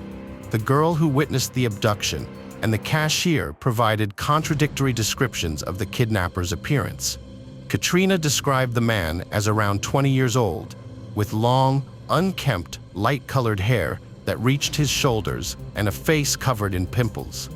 She also remembered his piercing blue eyes, reminiscent of a fox's. Furthermore, she recalled some details about the car, a beige sedan with a boxy shape and numerous dents. In contrast, the cashier's suspicion had been sparked by a man near the store whose description was vastly different from Katrina's. This discrepancy presented a significant challenge for the investigators, who had already circulated an inaccurate composite sketch of the suspect through the media, and to patrol officers, leading the search for an entirely different individual. This unfolding drama took place within the critical first 48 hours following the abduction, the most crucial period for a swift resolution. Based on her description, they promptly created a new composite sketch and redistributed it. Additionally, the police decided to interview all men in the area with prior convictions for sexual offenses. Numerous volunteers also joined the efforts, going door to door to interview residents in the hopes of someone recognizing the abductor or providing any other relevant information. They posted thousands of flyers featuring her photo and a description of the incident, and in just the initial few days, a staggering 42,000 of these flyers were distributed. After several days, they received their first promising lead. 3 individuals contacted them, reporting a hiking trip in a vast national park near their city. During their excursion, the hikers stumbled upon footprints on the ground, distinguishing one set belonging to an adult and another to a child. They decided to follow these tracks, eventually coming across a blanket and empty fast food wrappers deep in the forest. The police considered the possibility that these tracks might be connected to Maya and her abductor. The FBI's psychological profile also suggested that the abductor would likely take his victim to a secluded location, far removed from civilization. Given the park's size and its proximity to the city, it seemed to align perfectly with this theory. Detectives decided to conduct a thorough search of the park, utilizing all available resources. They scoured the ground, while helicopters equipped with thermal imaging scanned the area from above. However, all their efforts yielded nothing, as they couldn't find her or any incriminating evidence. The police extended their search to other parks, mountains, and remote areas, but all leads proved futile. Meanwhile, the case's nationwide media coverage sparked a deluge of tips, with over 4,000 received within the first month alone. Investigators faced the daunting task of pursuing each lead, a challenge that proved overwhelming. The case was a hot topic of discussion among San Francisco's neighboring residents and nearby cities, with prominent figures even making public appeals for information. As the search continued, a substantial $70,000 reward was offered, and Michaela's photograph was plastered on millions of milk cartons across the state. Despite the massive community effort and numerous leads, detectives made little headway. By December's end, a month and a half into the investigation, the police had only managed to exhaust thousands of leads, with no progress made in the following months.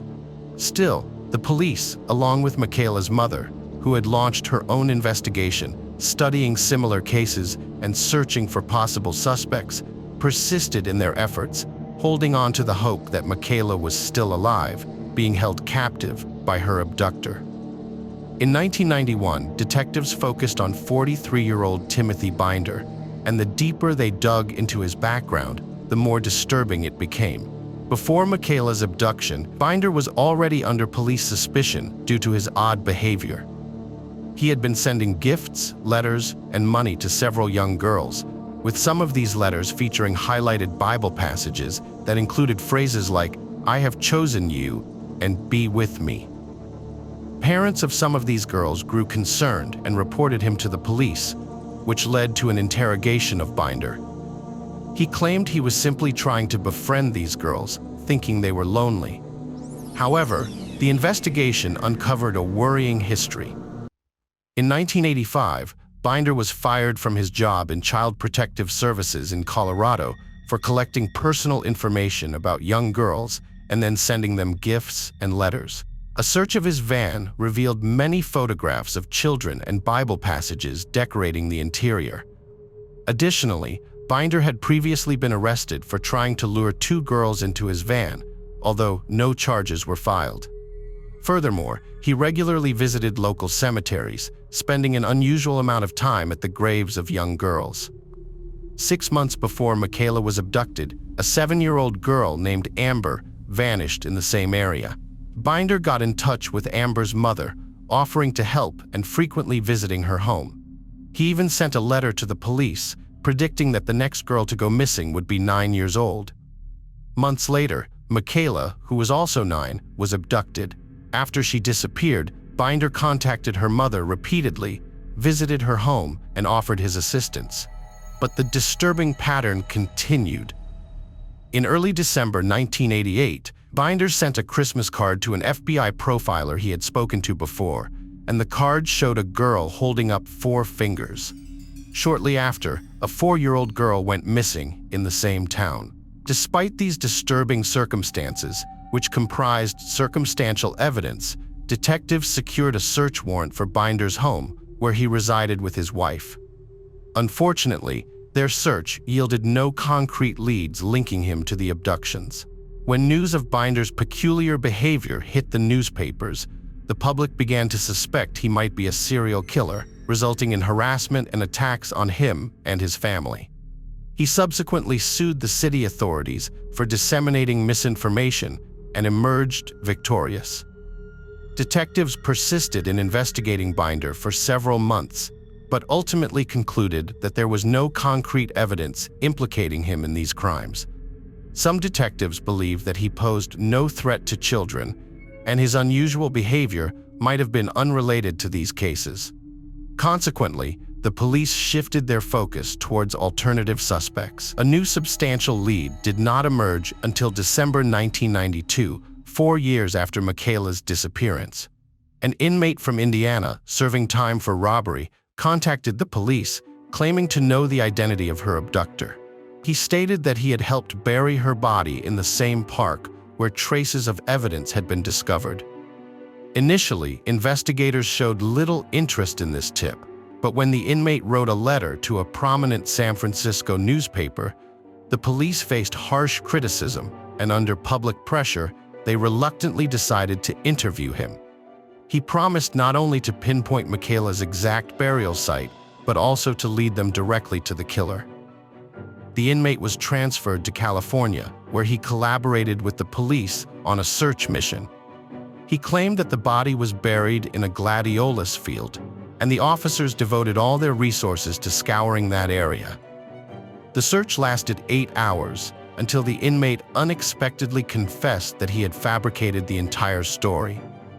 He explained that his intention was to bring some comfort to Michaela's family and help them find closure. However, Michaela's relatives and the police were outraged by his false statement. As a consequence, the inmate received an additional 6.5-year prison sentence, nearly doubling his original sentence, and was ordered to pay Michaela's family $6,000 in compensation. In August 2000, a new lead emerged in the case with the arrest of Curtis Anderson, suspected of murdering a 7-year-old girl in Valo a year earlier. He confessed to the crime and was imprisoned. However, detectives harbored suspicions that he might be responsible for similar crimes. For 7 years, no concrete evidence supported this theory until Curtis reached out to the FBI. Weakened by poor health, he wanted to confess to additional crimes before his demise. His confession revealed that he had killed 13 more girls and women, including 7-year-old Amber, who vanished 6 months before Michaela. Curtis provided specific details that made investigators take his involvement seriously. Nonetheless, proving his guilt remained a daunting task, as there was no physical evidence and the victims' bodies remained unfound. Regarding Michaela's case, Curtis denied any involvement, despite his car's striking resemblance to Katrina's description. Although FBI agents planned to continue questioning him, Curtis passed away in 2012, halting the investigation. A new lead emerged when an inmate contacted the police, suggesting that his associate Lauren Herzog bore a remarkable likeness to the composite sketch of the suspect.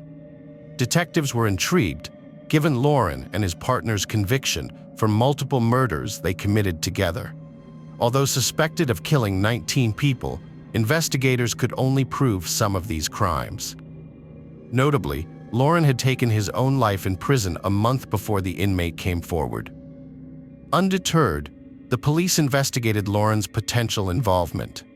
A younger photo of Lauren did resemble the composite sketch, but detectives required more concrete evidence. They proceeded to excavate a well where Lauren and his partner had disposed of their victims' bodies. The excavation yielded thousands of bone fragments, which medical experts meticulously examined. After extensive analysis, it was determined that the bones belonged to 5 different girls, but none matched Michaela's DNA. Despite excavating multiple wells, the police were unable to find any evidence linking Lauren to the case. In 2018, a significant breakthrough emerged in the case. David Mitch, a man already imprisoned for killing his 39-year-old girlfriend in 1989, was charged with the murders of 2 women in 1986 near Michaela's town. The key to this development was modern DNA analysis, which enabled investigators to link David to these crimes by analyzing biological material found under the victim's nails, something that was impossible back then. Detectives decided to investigate his possible involvement in Michaela's case and found several intriguing connections. They discovered that David was in the same area when Michaela was abducted, matching Katrina's description and driving a similar car. Since David's fingerprints were already on record, experts re-examined the partial fingerprint found on Michaela's scooter. Thanks to modern technology, they made a significant breakthrough. The fingerprint on the scooter perfectly matched David's. By 2020, the hope of Michaela being alive had faded, and David was charged with her murder. He denied his involvement, and the case went to trial in early 2023. Preliminary hearings took place, and the judge ruled that there was sufficient evidence to proceed with the trial. David's lawyer attempted to challenge the evidence, claiming that the scooter's fingerprint didn't necessarily link his client to the crime. However, given the circumstances, this argument seemed dubious, as it was apparent that the abductor had deliberately left the scooter near the car's back door to ambush her when she approached. The defense also tried to contest the murder charges, as Michaela's body was never found, implying a lack of proof of her death. However, this argument held little weight, as numerous modern cases have resulted in convictions without the recovery of the victim's body, given the substantial evidence. Furthermore, David had a history of violent crimes throughout his life. Michaela's father traveled from out of state to attend the press conference announcing the arrest of his daughter's kidnapper. Unfortunately, Michaela's mother, who had held on to hope of finding her daughter alive all these years, was unable to attend as she battled cancer. Shortly after the news of the arrest, she passed away, thanking the investigators for uncovering the truth before her life's end. The police pledged to continue searching for Michaela's remains, offering a $10,000 reward for any valuable information that could lead to her discovery. David's trial is about to start and will cover 3 separate cases: the murder of Michaela and 2 other cases where his DNA was found under the victim's fingernails. Initially, the prosecution pushed for the death penalty, but when the district attorney changed, the new one decided not to pursue it. If David is found guilty of all 3 murders, he will not receive a life sentence, but rather a prison sentence of several decades. This decision has outraged the victims, families, and garnered significant media attention, with David's lawyer being the only one to support this change. However, considering David is already 62 years old, it's unlikely he will live to see the end of even this reduced sentence. Hello friends, welcome to our channel. Today we're going to take a look at another horrible case with you, the case of April Tinsley. April Tinsley was born on March 18, 1980 in Fort Wayne, Indiana, as the eldest child in her family.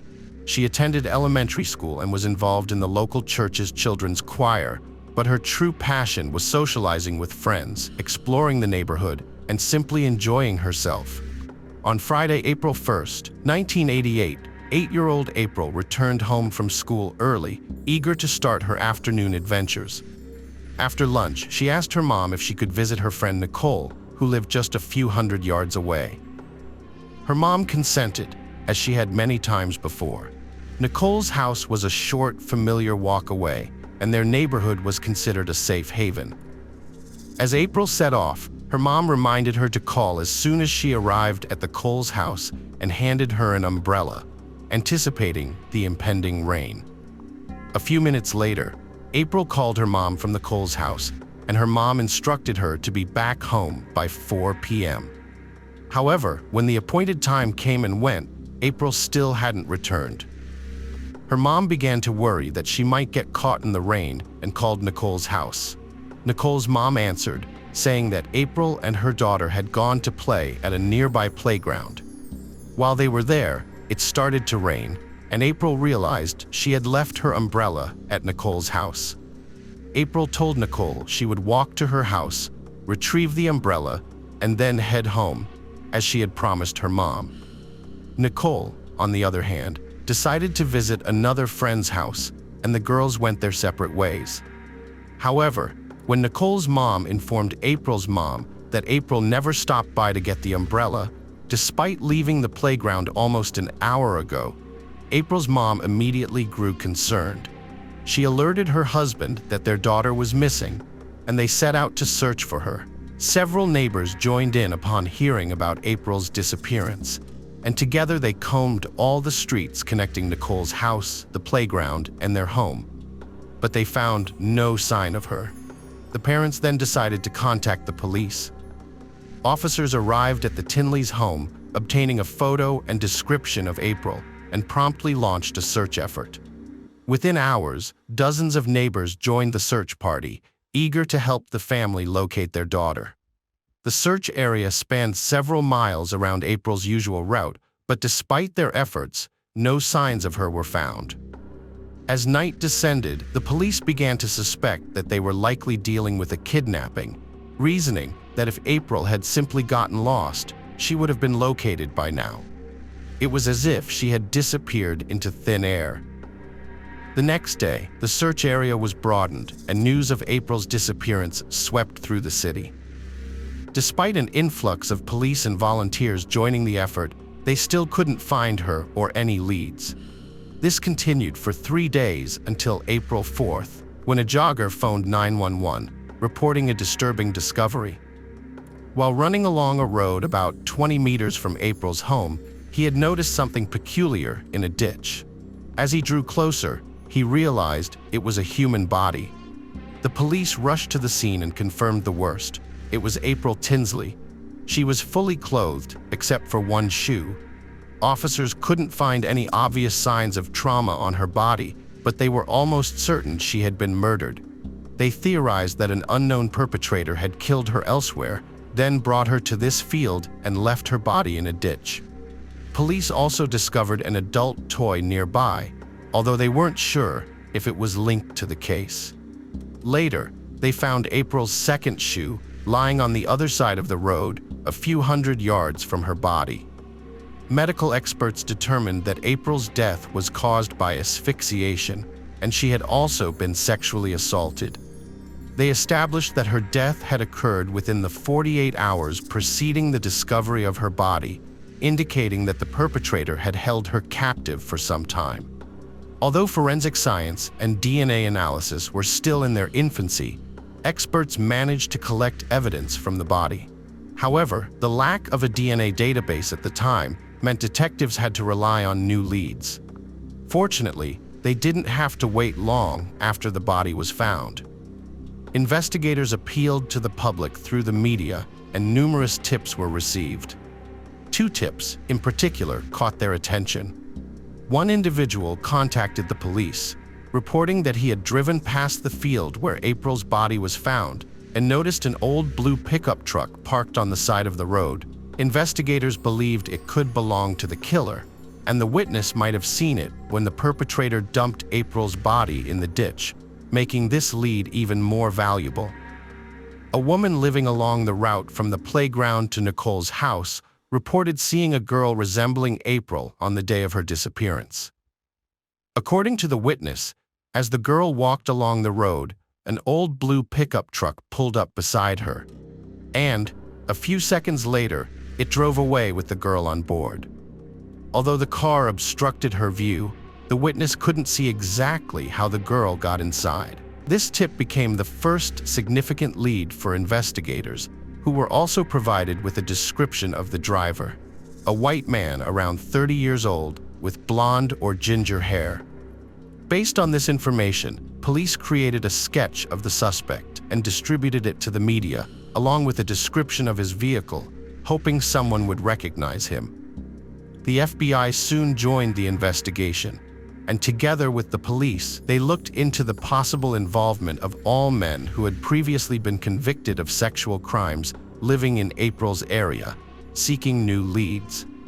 At some point, they were informed that the suspect's portrait resembled a man who had been involved in organized crime activities and had an interest in Satanism.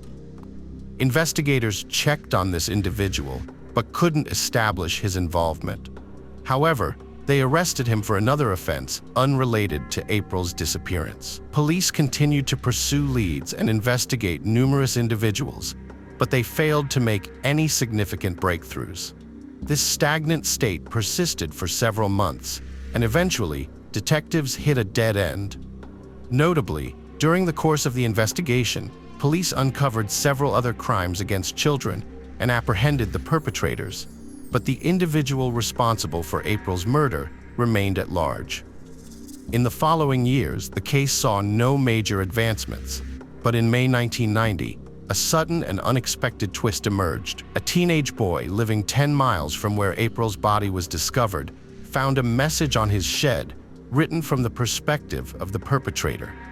The killer confessed to April's murder, hinting at further crimes to come, and inquired about the status of the victim's second shoe. This prompted detectives to suspect that the author was likely April's killer rather than a prankster. The discovery was significant because the detail about the victim's shoe being found several hundred yards from her body had never been released to the media, making it unlikely that anyone but the killer would know this. Another fascinating aspect of the message was that it had initially been written in pencil and then traced over in marker. This led investigators to theorize that the perpetrator may have left the message months prior to its discovery and then returned to make it more conspicuous by outlining it in marker. Police decided to release photos of the cryptic message, hoping someone would recognize the handwriting, but unfortunately, it didn't yield any breakthroughs. Just a few months later, the residents of Wayne were left reeling by the shocking news that police had discovered the body of a 7-year-old girl in another part of the city. She had been sexually assaulted, and the cause of death was asphyxiation. Given the eerie parallels to April's case, police instinctively suspected that the same perpetrator was behind this heinous crime. However, FBI profilers disagreed, convinced that they were dealing with two separate offenders. Despite their efforts, no progress was made in either case until 1995, when police finally linked the second victim's murder to a family friend who had since passed away. As a result, the case was closed, and investigators ceased to consider it related to April's murder. Detectives waited for the perpetrator to make contact again, as his initial message suggested he reveled in mocking the police and flaunting his apparent impunity. However, as the years went by, no new messages surfaced. The case remained stagnant until 2004, when it took a dramatic turn. A Fort Wayne girl discovered a plastic zip bag in her bike basket containing a chilling note that left her shaken. She promptly showed it to her parents, who alerted the authorities. The note read, "Hello dear, I've been watching you. I'm the one who kidnapped, assaulted, and killed April Tensley. I have a gift for you. You'll be my next victim if you don't report this to the police, and I don't see this note in tomorrow's local news. I'll destroy your home, killing everyone but you. You'll be mine." The police had no doubt that the note's author was indeed April's killer. Inside the bag with the note was a used condom sent to the laboratory for analysis. By 2004, DNA profiling had become a routine tool, and experts had already extracted a profile from the semen found on April's body. Now the analysis revealed that the biological sample from the condom matched the same individual, but he was not in the FBI database. The police reopened April's case and soon received a report of a second note. Another girl had found a plastic bag containing a similar message, including a used condom with the same man's DNA. The perpetrator had written that he had killed April Tinsley and threatened to kill this girl as well. In the following months, the police received 2 more calls about similar notes found by other girls. This time, the perpetrator had attached Polaroid photos of his genitalia, which investigators examined for clues. Although all they noticed was a green pattern on the bedsheet in the background, they tried to locate stores selling similar bedding, but it didn't lead to a breakthrough. Within just a few months, the perpetrator had left a total of 4 notes, but then fell silent for years. Once again, in 2009, the FBI released a detailed profile of the killer, including witness-identified physical characteristics, but unfortunately, it yielded no leads. For Fort Wayne investigators, this case remained a top priority for several compelling reasons. Firstly, and most importantly, they were driven to achieve justice and bring the perpetrator who took April's life to account. The killer's audacity was further demonstrated by his taunting messages to the police, which suggested he believed he would never be caught, and his threats against other girls. In a brazen move, he left behind his DNA for detectives to find, providing them with numerous biological samples. However, despite the wealth of evidence, April's killer remained absent from the FBI's database over the years, indicating he had avoided serious criminal convictions and continued to live freely.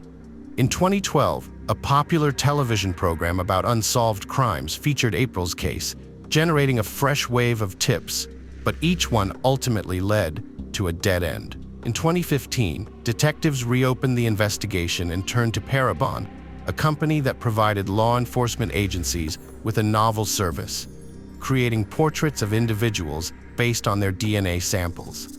This innovative approach had already successfully solved several cases.